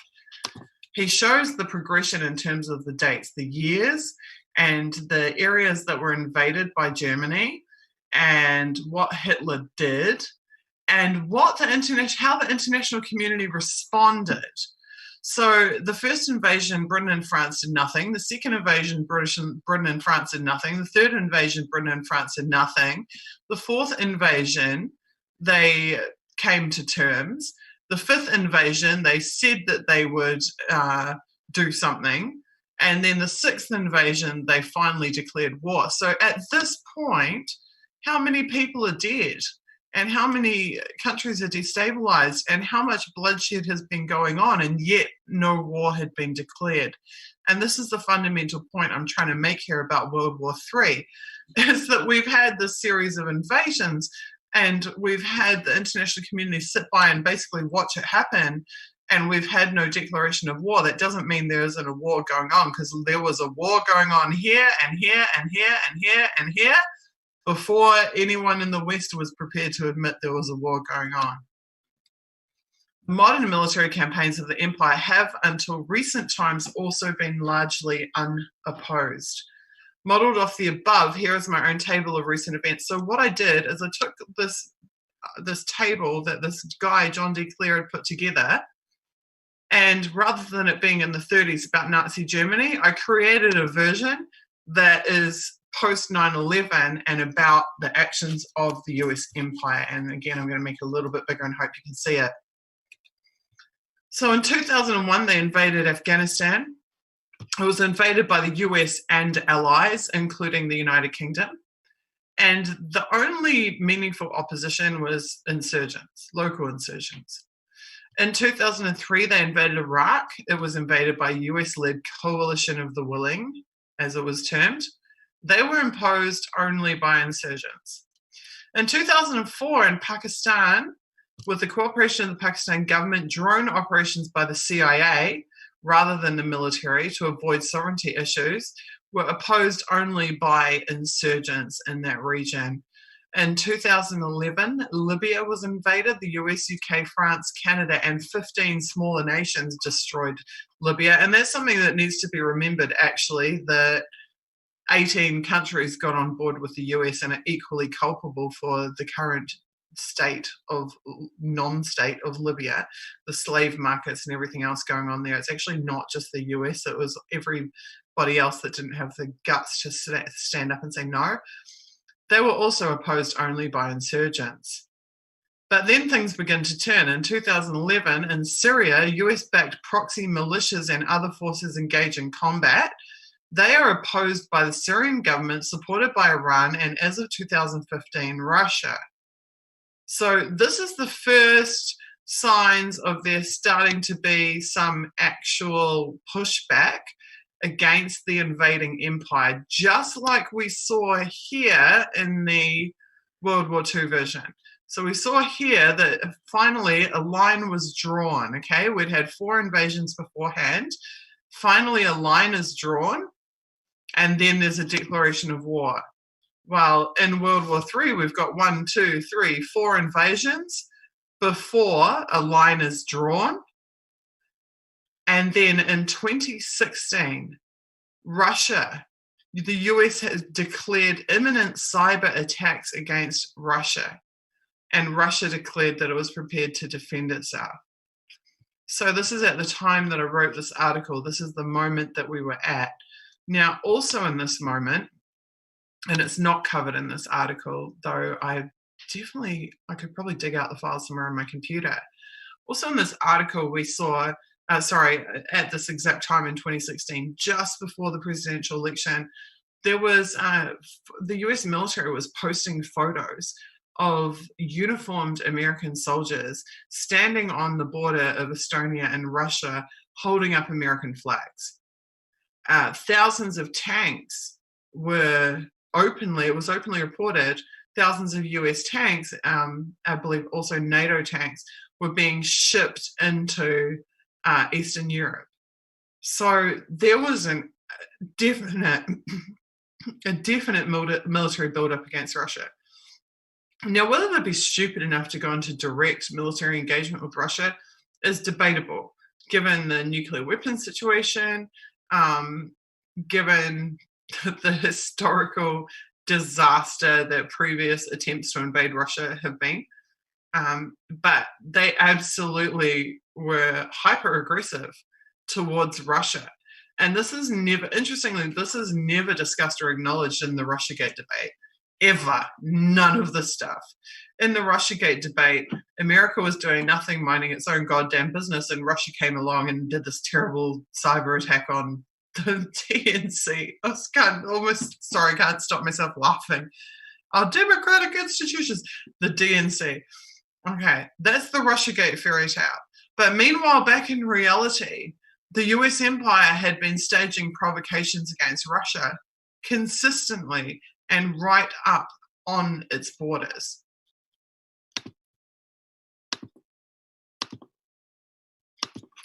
Okay, so notably, none of the countries in which the US empire has intervened have actually benefited from it. None of them have resulted in peace, okay? Afghanistan, no peace. Iraq, no peace. Syria, no peace. Libya, no peace. There is no peaceful outcome from any of this. Active conflict remains in all of the above up to the time of this writing. We're sitting here 3 years later. Active conflict still remains in all of the above. And that's not an accident. It's intentional. There is a glaringly obvious line missing from my table, and that is the bottom line of the World War II table. The open declaration of war by a nation or nations willing to declare war in direct opposition to the activities of the empire. So what I'm saying there is that all of the preconditions of war, everything that led up to World War II has already happened in World War III. The only piece of the puzzle that's currently missing is the declaration of war. Yes, this is World War III. That's the only part we're missing. We've had everything else. We've had the campaign of illegal invasions. We've had the institution of legislation to empower these activities. We've had all of the other list of things from Naomi Klein's 10 Steps to Fascism, the mercenaries and the gulags like Guantanamo Bay, etc., etc. All of that's already done. The only thing that is missing is for it to be acknowledged to the public by the governments that this is what they're up to and this is what they're doing. Propaganda and pretext. Now, this is where we get into journalism and media. The inception of war is always based on propaganda. This is true for each aggressive action undertaken in both World War II and World War III. Nazi propaganda is a thoroughly explored topic. I don't think we even really need to go into that, because if you don't know about that, I'd be very, very surprised, but I've recounted a lot of it here. Nazi Germany would vilify, obviously, its enemies, even though its enemies weren't invading them, they were invading their so-called enemies. They would engage in psyops claiming to be victims when, of course, they weren't the victims. The US empire uses manufactured intelligence. Criticism of I mean, you can see it with Venezuela, with North Korea, with everybody who they haven't managed to invade yet, that they want to invade. They engage in the same type of demonization and psyops. We saw tons of it, tons of it in Syria. Another recurring theme for the US is its cyclical doomsday warnings about mortal dangers of weapons of mass destruction. Chemical weapons in Iraq are unacceptable. Chemical weapons in Syria are the red line, but there is little mention or concern for where and how these technologies were supplied to or obtained by the countries possessing them, because guess what? It turns out the chemical weapons actually came from the United States. And they talk about Iraq and the Kurds and the chemical weapons there. I think that's something that all of you would know about also. I've investigated the stated justifications of Nazi Germany and of the US empire for each of their military incursions and created the following table. So again, from that original table from John D. Clare, I'm now modeling off that original table, but this time I'm doing it about the justifications for each of the invasions leading up to World War II and leading up to World War III. So in 1936, the invasion of the Rhineland was supposedly, this was their stated reason, their excuse basically, was to protect Germany's western border. In 1938, in the Sudetenland, the unification of German peoples. They were bringing their own people together and uniting them. And they had claims of alleged suppression of Germanic people. So they were saying, people of Germanic origin are being discriminated against, and therefore we need to reunify with them to protect them. They used the same excuse in Austria, then they used the same excuse in Czechoslovakia. But in each of those, they weren't uniting anyone. What they were doing is usurping all of the land of the province, and then asserting governance, mandating governance over it. Then in Poland, they said that again they were protecting Germanic peoples within Polish border who were allegedly fleeing Polish terror, and they said that the Polish were terrorists. And once again, they resulted in them usurping all of the land of Poland and asserting governance over Poland and killing 1 million Polish people in the meantime. And I didn't mention above the further German invasions throughout the rest of the war. I just went up to the date the war was actually declared. So now we look at the excuses that the US has come up with for its invasions over the last 20 years. In 2001, Afghanistan was about September 11th because it was supposedly a terrorist safe harbor for Osama bin Laden and Al-Qaeda. The end result, as of 2016, the country had remained in chaos 15 years later. 2003 in Iraq, it was weapons of mass destruction, removing a dictator and protecting human rights. Outcome, the WMD allegation was proven false, millions of dead and displaced. 2004, Pakistan was about September 11th, terrorist safe harbor for Osama bin Laden and Al-Qaeda. Drone strikes are ongoing some 12 years later, many dead. And to this day, I believe they're still doing drone strikes in that border region. 2011, Libya was about removing a dictator and protecting human rights. Remember they said those women had been raped. They'd come into the hotel to tell the journalists they'd been raped, and that's why we needed to invade Libya. Sure enough, as of 2016, the country remained in total chaos. 5 years later, now 8 years later, still in total chaos. 2011, Syria was about removing the dictator, Assad, and protecting human rights. But yet again, the country still remains in chaos, millions of dead and displaced. Now, in 2016, that was certainly the case. Russia was only just starting to bolster Syria at that point. In 2019, there is some stable regions of Syria where the Syrian government with foreign allies has managed to create safe zones. However, there is still conflict in other parts of the country, obviously. In 2016, their excuse for declaring cyber war on Russia was supposed to be in relation was supposed to be retaliatory cyber warfare due to the accusation of alleged interference in the US election. The allegations of Russiagate remain unproven and the outcome is yet to be determined. Of course, for the propaganda of the state to thrive, there must be a wholesale subjugation of the press. This can be achieved economically through mergers and acquisitions of the corporations that own them. It can be accomplished through smear campaigns and career disadvantages for those who refuse to toe the line, and we've seen plenty of that. Also prosecutions. If none of that works, then there is the outright criminalization of the truth and the persecution of those who tell it. And if that isn't Julian Assange, then I don't know what is. Julian Assange was the ultimate truth teller about geopolitics and the state of our world, and is being persecuted to death for it. So there's a really interesting case study. I'm just going to tell you the story myself, actually, rather than reading it off the page.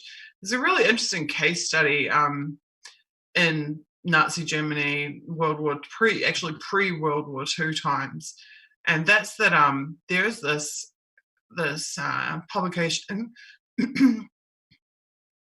There is a publication that was the last. I'll take this off screen share and I'll just tell you the story. It was the last publication in Germany on German soil to openly oppose Hitler's Nazi regime and to tell the truth about the crimes that were being committed, the extrajudicial killings and the war crimes that were being committed, and the crimes of aggression and invasion. It was called the Munich Post, but Hitler hated their guts, and Hitler called them the Poison Kitchen. And they only had about a dozen editors and staff working for them, but they were documenting the extrajudicial killings of citizens by the SS. So think about how brave these people were. And for a dozen years prior to the declaration of war, actually, I think it was, I want to say 21 to 1933 off the top of my head. We could go back and check all the facts are in my article and the source links. For 12 years, they were publishing the truth about the rise of Hitler and the fascist youth and the SS and the persecution and extrajudicial killings of citizens. And they received threat after threat after threat that they would be shut down, that they would be killed even. And they continued to publish. They continued to publish even as their country was terrorized by its government. Even as the bodies lay in the street, they continued to publish and they refused to stop publishing. And eventually, Hitler sent the SS to ransack and burn down the offices and to the offices of the newspaper, and to seize the printing presses, to arrest the journalists and editors, and some were killed and others were thrown in concentration camps. They are the epitome of what journalism is supposed to be and of what journalists and editors and media are supposed to be. Media is supposed to be a public service. They're supposed to serve the public. They're not supposed to serve corporations. They're not supposed to do what they do for financial reasons or for career advancement reasons. They are supposed to dig out the dark underbelly of whatever is happening in either their local or national or international society, and to expose the truth of it for the betterment of humanity and for the benefit of humanity. And that is what the Poison Kitchen did. The Poison Kitchen is the ultimate example of the obligation and responsibility of journalism. So I do actually want to, and I name the people from the Poison Kitchen in the article, and I actually think it's really important to say their names. So right here. It is important that we name the names of the courageous. Turger continues. Protesters to Hitler fought with their hearts and jeopardized their freedom and lives, hoping that the world would listen. Now, that is also Ecuador right now. The protesters are begging for the world to listen as the entire Western media sits silent. The men of the Poison Kitchen, the Munich Post, included Martin Gruber, Erhard Auer, Edmund Goldschag, Julius Zerfass, and others, reporters and editors of the Munich Post. They faced imprisonment and death, trying unsuccessfully to warn the world. And with the passage of time, their truth rings ever stronger. Why does it ring ever stronger? Because they were right. They were right, and it cost them their lives, and they gave their lives for the benefit of everybody else, trying to warn people, trying to warn the world about what was going on. Even in this modern day, real journalists are often martyred for living up to the ideals of the profession. Yet again, Julian Assange. True journalism is a public service and a service to the historical record, to tell the unpopular truth about nefarious power, no matter the risk. While the perilous days of the Poison Kitchen may seem long behind us, the preconditions for such a reoccurrence surround us. Journalists around the world are being spied on and in many cases illegally monitored by their governments using high-tech equipment and corresponding laws that were designed for combating terrorism. The death of America, and I'd just like to point something out here. We hear all the time about Trump is so acrimonious to the press and the poor press having to work in this hostile environment and blah, blah, blah, blah, blah. I'm sorry, Trump sending some mean tweets or like saying some mean stuff at a press conference is not a fucking patch on what Julian Assange is being put through. But we don't hear, oh, Trump's persecuting Julian Assange. We hear, oh, Trump's being mean to this ABC News anchor or whatever has sent this tweet or like said this at a press conference. No, there are to this day journalists who have either lost their lives or whose lives are on the line, who stand to die for providing truth and accurate journalism for the benefit of humanity. Let's say the names. Julian Assange is at the top of the list. Top of the list. Now, talking about saying their names, the death of American journalist Serena Shim and the lack of investigation into her passing, the jailing of citizen journalists who eyewitnessed police killings of unarmed citizens, the siege of WikiLeaks editor-in-chief Julian Assange, the litigation that brought Gawker Media to its knees, the arrest and detention of Democracy Now!'s Amy Goodman, and the felony charges against a documentary producer at No DAPL, which was the Dakota Access Pipeline protests, where, once again, mercenary police forces unleashed munitions upon the civilian population of the United States, are all dire warnings that we might not be so far away from an escalation to internment camps, arbitrary detention, and open military conflict as we might like to think. And if that seems far away, this is 2016. Internment camps, arbitrary detention, sound familiar? An open military conflict is what we are already seeing in the Middle East. At any given time, the US empire has an ace in their pocket, for as they are well aware, bringing the press to heel can also be achieved most potently by harnessing galvanizing events such as perceived attacks upon the country, as with the Reichstag fire in 1933 or the Gulf of Tonkin naval incident at the start of the Vietnam War. The culpability for these incidents can often lie a lot closer to home than the establishment ever lets on. And then I go through and give an example of a PSYOP to the benefit of Saudi Arabia and against Yemen. Yeah, it was Yemen, that occurred in 2016, which people have probably now already forgotten about. If you want to read about that, you can have a look at this article, consciousfin.co.nz, and put in the search Understanding World War III. To save us some time, we're not going to go through it now. And then I talk again about the inception of the Vietnam War being based on a false flag. Okay, so yet another aspect, another similarity between the lead up to World War II and this ongoing World War III is waging war at home. So in December 2012, G. Johnson, the General Counsel for the Department of Defense, stated that the military fight will be replaced by a law enforcement operation when speaking at Oxford University. Throughout history, the United States has used counterintelligence tactics to wage war against its own citizens when they congregate en masse to exercise democratic rights. But particularly since 2011, there has been a dramatic increase in the prevalence of military-grade equipment flowing to police forces and brutal physical oppression meted out against demonstrators and occupiers.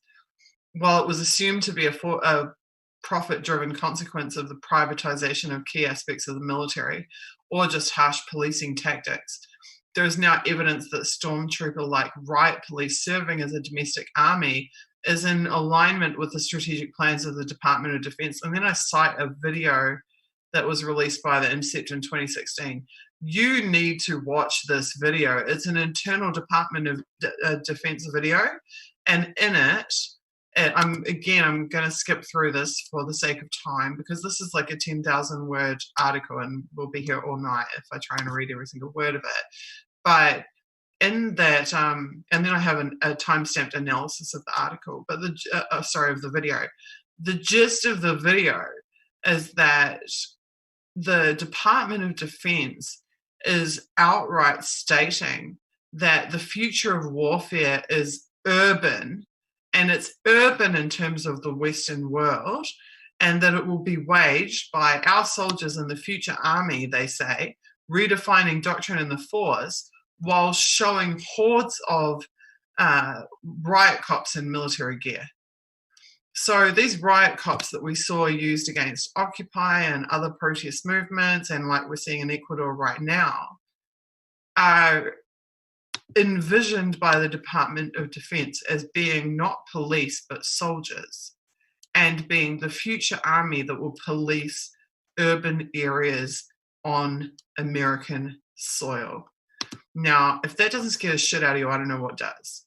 Like, your military has basically decided, oh yeah, we can't roll around the streets as the military. So what we do is we take the police forces and we kit them out like as if they're military.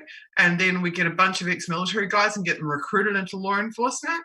And then voila, we have a military, but people don't recognize it as a military. They recognize it as being domestic police forces. But in fact, it's a military equipment, military personnel, according to the military's own strategic plan. That should seriously scare the shit out of you guys, and it's already in place, and it is already happening.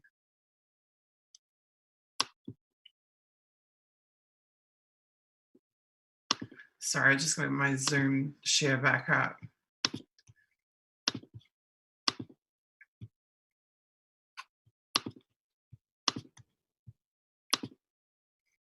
So that's the gist of that video, and I suggest you watch it. The video itself is freaking terrifying, quite frankly. And then I make the point that, you know, Nazi Germany also had hordes of black-clad police with military equipment attacking its own citizens. The US Empire is not the first to institute that. Nazi Germany had the SS. They too operated in tandem with military objectives and made a hunting ground out of their own cities. Then I talk about how every empire overextends itself.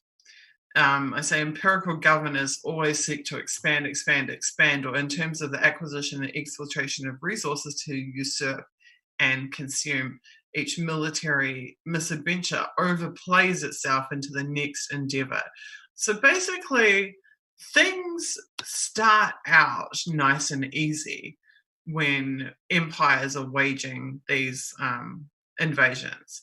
Like we discussed before, there's not really any resistance, or it's just some local resistance in the first invasions. But as the string of invasions continues, the resistance builds until eventually the resisting force is actually a nation state or multiple nation states acting in a coalition. And eventually they push it too far and get to the point where the opposing force is equal or greater. And that's exactly what happened to Nazi Germany. Nazi Germany bit off more than it could chew. And it's inevitable at this point that the US empire is going to do exactly the same thing. They're going to push it too far. And their little empire of whatever thousand military bases around the world is going to collapse. It's going to implode, whether it's economically collapse or whether, in my opinion, is more likely that the direct coalition of forces that confront them will be too great. It's coming. I have no doubt about that.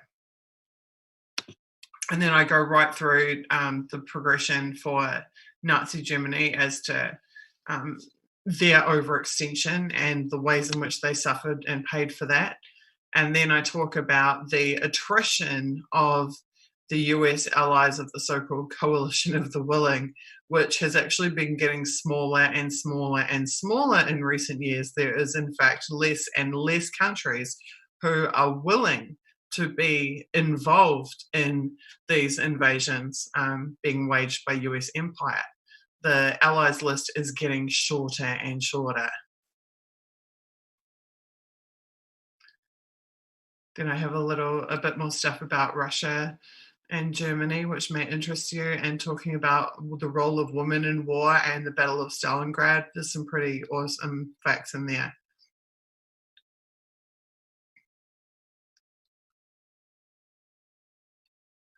The escalation of war seems inevitable because it is so closely following the blueprint of the past. The biggest indicator of impending conflict is the imposition of economic sanctions. And this is another really pertinent section of this article. And that's where I have a look at the historical role of sanctions. So sanctions were literally used 2,400 years ago. That's how old the practice of economic sanctions are. And sanctions throughout history have always led to war. Sanctions and war are linked to each other. There's this quote: if you go against sanctions, you should know nothing against sanctions, but if you do that, you should know that there is only war left. You can sanction and sanction and sanction, but eventually it leaves you with no other option than invasion. Of course, some may argue that sanctions are active warfare, and certainly the method of murder, economic or military, made no difference to the 500,000 Iraqi children who died as a direct result of sanctions in the 1990s. Sanctions imposed by vampires held in place even after the premises under which they were imposed had been proven to be false. And this is the thing: imposing sanctions is always done more prevalently than lifting sanctions. And lifting sanctions is usually for cosmetic effect. They will lift one or two sanctions, but it's almost like it's irreversible. They can reverse sanctions, but they almost never do. And that's because the goal isn't actually what's stated. The goal is about control. Once again, it's about control. Now, if you've watched these shows for the last few weeks, you will know a lot about the global network. The global network being what the NSA calls its established partner relationships with 100 plus countries around the globe. Their goal is to have every single country become a member of the global network. They want to monopolize the entire planet and the intelligence sphere and the data and networks of every country on the globe. Sanctions are more about bringing a country into the arms of the military and industrial complex than they actually are about achieving any tactical economic aim. It's about supremacy. It's about control. All of this comes down to being about supremacy and about control. Okay, so there's a lot more content in this article, but I'm not actually going to go through much of it because I've made the really key points that I wanted to make. So if you want to come and have a look through the rest of it, you can. There's some stuff about Hillary there and secretaries of states. And then I talk about people who've provided bridges between countries at contentious times. Oh, there we are. We've made it to the end anyway. So that may be of some interest to you as well. But really, the key points I wanted to make here are that I believe World War III has already been happening. I believe it was happening as far back as Bush saying the whole world is a battlefield and the string of invasions that we've seen is part of World War III. Just because World War III hasn't been declared doesn't mean that it isn't already happening. And that was really the thought that I wanted to leave you with. And also, I'll just circle back to the point that I made earlier on, which is that not one bomb could have been dropped in any of these countries without intelligence agencies.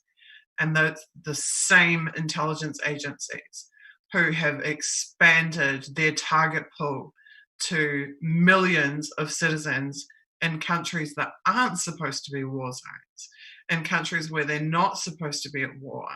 And they're targeting people like me who have no military background, no military training, who possess no weapons, who have no history of violence, and I end up on a terrorist watch list. There's a problem with these agencies when they have to deem people terrorists who are not terrorists, and where they bring to bear military resources, targeting systems, personnel against civilians, unarmed civilians. It makes them no different than the military who are currently killing people in Ecuador. It's just these intelligence agencies kill us a lot more slowly. They kill us more slowly and they kill us more quietly. But it is the same core issue. Military, the abuse of military resources and personnel and networks in targeting and devastating the lives of citizens of their own country. Okay, I'm going to have another quick drink now. And if you guys would like to ask me any questions, please tag me in the chats and I will ask our cool social media volunteers to relay your questions to me, or I'll try and have a look out for a few myself.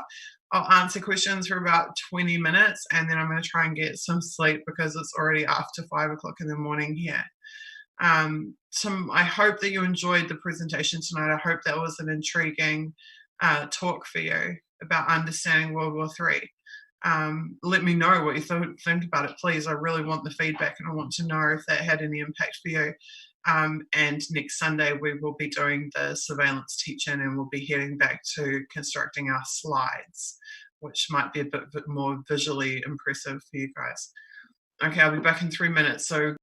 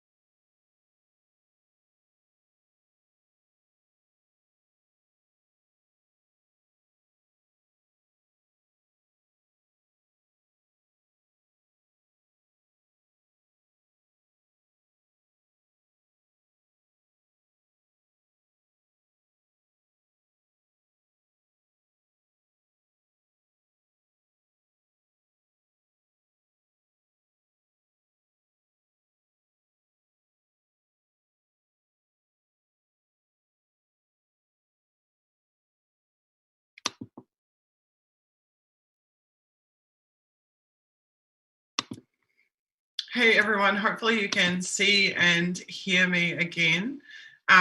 We have got a ton of questions and a couple of discussion topics. I'm going to try and knock them off really quickly. I saw someone talking about Amy Goodman. I was disappointed that Amy Goodman kind of towed the line and with making Julian Assange a little bit persona non grata post 2016 election. Other than that, Democracy Now! Is actually one of the best news sources in terms of protest movements, activism events around the world. They generally have pretty fair coverage about them, and I appreciate them as a news source for that reason, and I do watch Democracy Now! For that reason. However, I do wish that they had had a bit more courage in standing by Julian and WikiLeaks. Unfortunately, they were obviously feeling the pressure from their support base, and they did lapse somewhat in their support of Julian and WikiLeaks in that post 2016 election period. I see somebody else asking about TPP. I was a co-founder of TPPA No Way, which was a hashtag founded in New Zealand in support of the movement against the TPP. I worked on that issue for about 7 years, actually. Worked very closely on that issue and in support of serious major mass protests against TPP. I've often said that the one thing that Trump has done that I really was very happy about and applauding was when he ditched the TPP. And I'm ashamed and disappointed that my country, New Zealand, particularly Jacinda Ardern and the Labour government that came in 2017, one of the first things they did was to fast track and push through with the TPP ahead of any participation by the United States. I think that was shameful. I think it was a betrayal of their base. I think it was a betrayal of the will of the people of New Zealand and of much of the world, and it was a total corporate sellout. I would point out that WikiLeaks was the most significant publisher in terms of information about the TPP. They got their hands on leaked chapters of the TPP and published them at a time when nobody else had. Their reporting was incredibly significant. They also engaged experts around the world, including Dr. Jane Kelsey, who was the founder of the New Zealand movement against the TPP, and had those experts and specialists dissect and analyze and report on the significance of the provisions of the various chapters of the TPP. Yet again, WikiLeaks provided an invaluable public service on that. Now, the question was specifically whether I discussed TPP in terms of understanding World War III. The answer to that is no, I didn't. However, TPP is like the big daddy version of the 90s so-called free trade agreements. And I did discuss TPP last week when I was talking about economic supremacy and how the TPP was actively supported and promoted and actually called an imperative to national security by the intelligence agencies. The TPP was absolutely a priority. The passage of it was a priority of Western intelligence agencies, and that in and of itself says a lot. Someone else, on the topic of pretext of war, have I read any analysis of the establishment of naval bases in the Pacific? If you're talking about the pivot to Asia, then the pivot to Asia is actually covered in my article, Understanding World War III. I skipped past that part, but if you go to that article and you Control F, pivot to Asia, I do actually talk about that aspect of it, so you can have a read of that there. And I have talked a lot in other articles I've done as well about that, so I assume that would cover it off. Thank you to all the people who say that this talk was valuable and thought-provoking for them. I really, really, really, really, really appreciate that. Someone else, do I have any opinion on Israel and in particular Netanyahu driving the wars in the Middle East, i.e. he was pushing to invade Iraq pre-2001 Genie oil, etc.? Absolutely. Israel is a major wager, or Israel constantly wages proxy wars. They prefer to fight on other people's soil rather than their own. They are quite happy with their apartheid regime on, it feels wrong to even say their own soil, but effectively their own soil. But they prefer to take their fights to other people's countries and to fight in those countries. Now, I did cover off some stuff about Israel when I talked about the two eyes. In the very first episode of the series, I did an overview of all of the different collections of eyes of the intelligence agencies and talked about how US, Israel have a so-called special relationship that is actually above the level even of the Five Eyes, the Five Eyes being US, UK, Australia, Canada, and New Zealand. And I also talked too about how Israel's penchant for these private digital security / hacking companies who, I mean, Snowden has done great work around that. I would God, he did the greatest talk. I want to say, was it late last year? I think it was late last year. He actually spoke in Israel. I mean, people, this is another thing you hear all the time. Julian doesn't publish about Israel and Snowden doesn't talk about Israel. Go to wikileaks.org, type in Israel, press enter, and then tell me that Julian doesn't publish about Israel. There is mountains of stuff about Israel in there.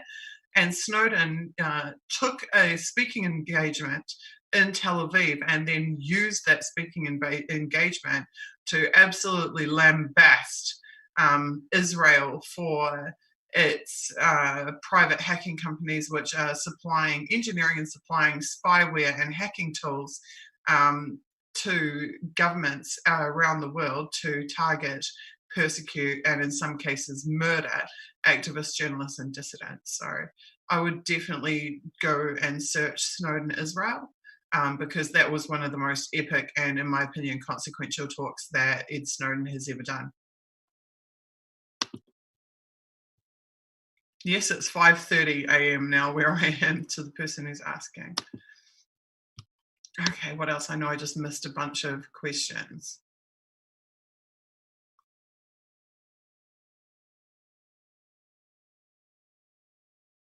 What do I think will be the final nail in US empire? I think the weight of its own structure is what will be the final. I mean, I'd like to say that the final nail in US empire would be the people fight back against it and they don't stand for this anymore. Because people still do have the power, and that's also part of what we're seeing in Ecuador right now. The Ecuadorian government is absolutely shitting themselves about the display of people power that's on the street in Ecuador. That's why they're rolling out the tanks. That's why they're acting like it's Egypt. I would like to think it's the people, a massive people taking back the power, people becoming aware, people becoming learned and knowledgeable about the global network and acting to shut it down. That's what I hope. But I think that ultimately it will collapse under its own weight. It relies on a perpetual growth model, and eventually it won't be able to grow anymore. There's only so many countries on this planet and only so many people to oppress and so many people to target. I think that as they continually expand the groups of society that they target, which is something we've talked a lot about in previous shows, examples of the ways that they're doing that, I think it's simply unsustainable. Eventually they start eating their own. Eventually they'll start having to target their own support base. And once they do that, then they're in really big trouble.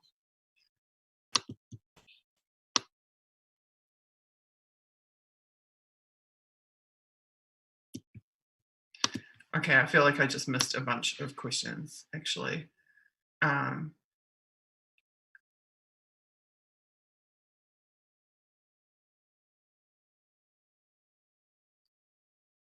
One of my favorite stress reduction techniques, righteous indignation.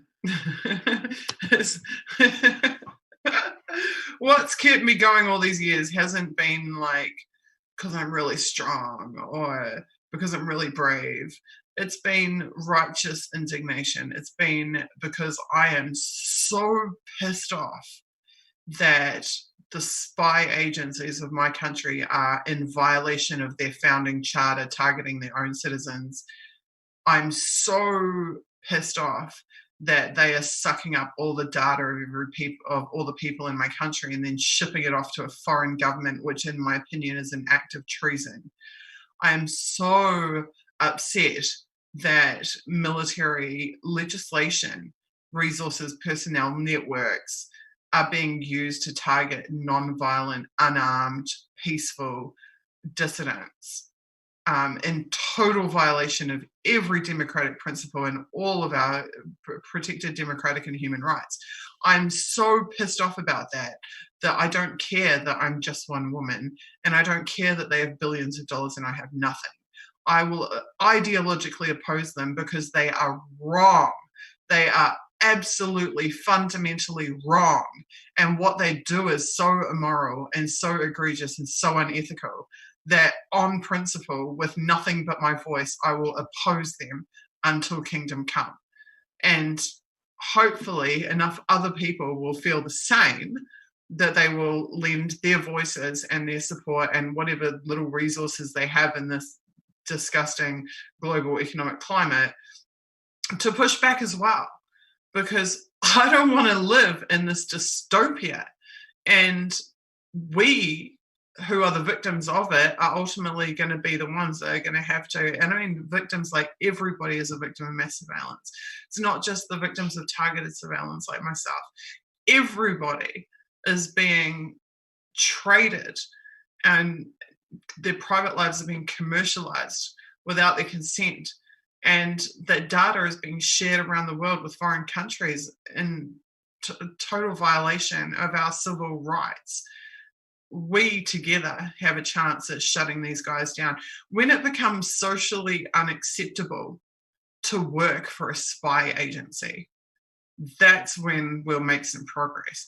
When it becomes socially unacceptable to be associated with the targeting of civilians, then we'll make some progress. And that's the point that we've got to get to.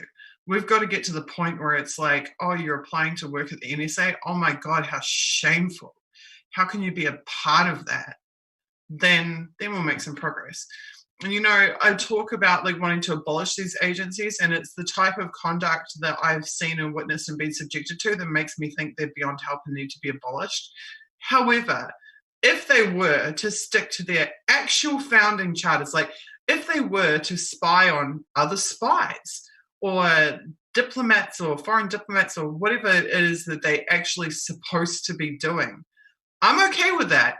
I am not okay with endless war, perpetual war, killing civilians, extrajudicial assassinations, spying on dissidents, destroying the lives of dissidents. I'm not okay with the privatization of military functions. I'm not okay with all of these private intelligence companies and spying companies and mercenaries and everything running around targeting people for profit. I'm not okay with any of that. But if they could take it back to day one and do what they're actually frickin' supposed to be doing on public dollars, that in that situation, I would never have come to oppose them. I would never be taking a moral stand against them.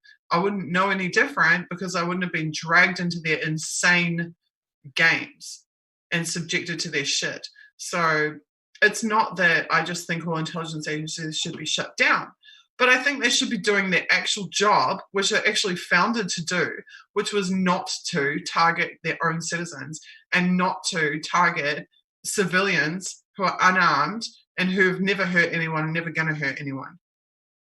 So that's my little lecture on that.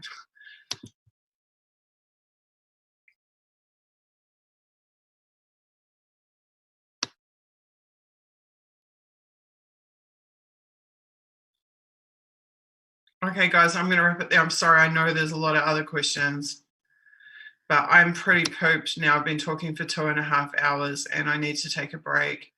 I deeply appreciate you being here. I would absolutely ask, I'd like to say it's really cool that people super chat on Graham's channel, but do know that that money goes to Graham, and I'm happy for it to go to Graham because it is actually phenomenally awesome of him. It's a great act of solidarity for him to lend me his audience. Like, what a cool guy to do that. What a cool guy to stand up and support someone like me, whose work is so contentious. And he lends me 50,000 subscribers every week because he wants these messages and this information to get out. And that says a lot about who Graham is as a person. The fact that he's willing to publicly stand by me and stand by my work and my situation says a huge amount about him, and that he lends me the platform that he's built from his own work to do it, I greatly respect and greatly appreciate. Likewise, I want to take action against these agencies. I want to fight back and set some meaningful precedents. I want to get some restitution for what they've cost me and my children and my family. And to do that, I do need you guys to donate. And to donate, you go to oneversus5i.com/donate, and please give generously, or if you can't, which I completely understand, there are so many people that are in a position that they simply don't have 50 cents, to their names, that instead you just pick up these messages, these links, promote the short videos, any of the content on the YouTube channel, the website, any of it, spread it as far and wide as you can, because as you can see, no media is admitting that there is a woman and 2 kids living in exile in Russia from New Zealand for the last 3.5 years because of persecution by state agencies. They will not admit that. They will not promote this campaign. So word of mouth is the only way that we can build something important here and that we can break through. So thank you so, so much. I'm going to blow you a kiss, and I'm going to see you next week. I saw one person ask, will I be back again next Sunday? I will be back again next Sunday. I'll see you next week for the surveillance teach-in, for opening the 5 eyes, exposing the methods of the spies. Ka kite anō, as we say in New Zealand, and good night, everybody. Hi, my name is Susie. I'm an activist and a journalist from Auckland, New Zealand. For years, I've worked on controversial issues like the corruption of our intelligence agencies. I was severely targeted as a result of my work. This led to my articles being amplified by the world's most accomplished publisher. In 2016, I made a documentary about how and why I was forced to leave my country. I have now sought refuge in Russia, and my situation has become public. On 882 6PR, the voice of Perth. It's 12:30 right now, and Tony with you, and I'm really happy we finally got through to Moscow to my friend over there, Susie Dawson.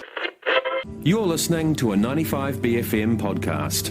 Susie Dawson is a Kiwi activist and journalist who worked as a member of Occupy Auckland's media team at that time. Now, 5 years later, and following involvement in GCSB and TPPA opposition, she's seeking asylum in Russia, alleging she has been spied on, harassed and threatened by the police. Welcome back to The Wire. Now, finally on the show today, last week it was announced that Susie Dawson will be the new leader of the Internet Party. Welcome to the Jimmy Dore Show. We have a special guest with us. It's Susie Dawson. She's an activist, journalist, former party leader and current president of the Internet Party. Susie Dawson, an activist and citizen journalist currently seeking asylum in Moscow. Susie has written extensively on surveillance and the deep state and claims it's not safe for her in New Zealand. My name is Craig Tuck. I'm a lawyer from New Zealand. I act in the area of international human rights. I act for Susie Dawson, along with a group of other lawyers throughout the world who act for journalists and dissenters in high-profile cases, including the case of Julian Assange. As far back as 2012, Susie has been trying to warn New Zealanders and other citizens around the world about state targeting and surveillance of citizens and the methods being used to do it.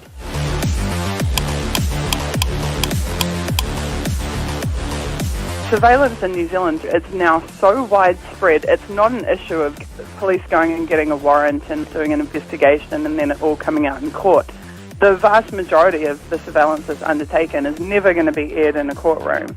And by that I'm talking about cell phone technologies, I'm talking about lawful interception is the term that the companies that do this like to use. There is a corporation in Wellington, New Zealand called SSI Corp, and you can Google them and you can look at their website. And on their website, they're so good as to explain at length exactly what they do and how legal it is for them to do it. And essentially, they can intercept virtually any communication. If they have someone at range, they can hear your actual conversations, but also through cell phones, they can essentially turn them into microphones and hear any conversation that's had within vicinity. They can see your text messages, they can see what photos are on your phone, they can see what files are on your phone, they can read your emails, they can just intercept all kinds of information. Any intelligence service in the world that has significant funding and a real technological research team can own that phone the minute it connects to their network. As soon as you turn it on, it can be theirs. They can turn it into a microphone, they can take pictures from it, they can take the data off of it. But it's important to understand that these things are typically done on a targeted basis. Not only was Susie essentially blowing a whistle on state-level spying, she was naming the precise entities that years later it would be proven had in fact been doing it.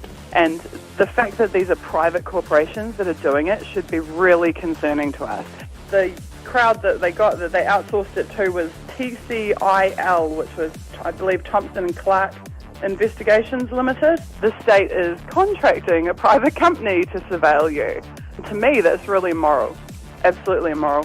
Some 6 years later, in December 2018, an official State Services Commission report confirmed that New Zealand government agencies had been employing Thompson & Clark Investigations Limited to target New Zealand citizens. This is a private company that had essentially been instructed by state agencies and departments to spy on citizens.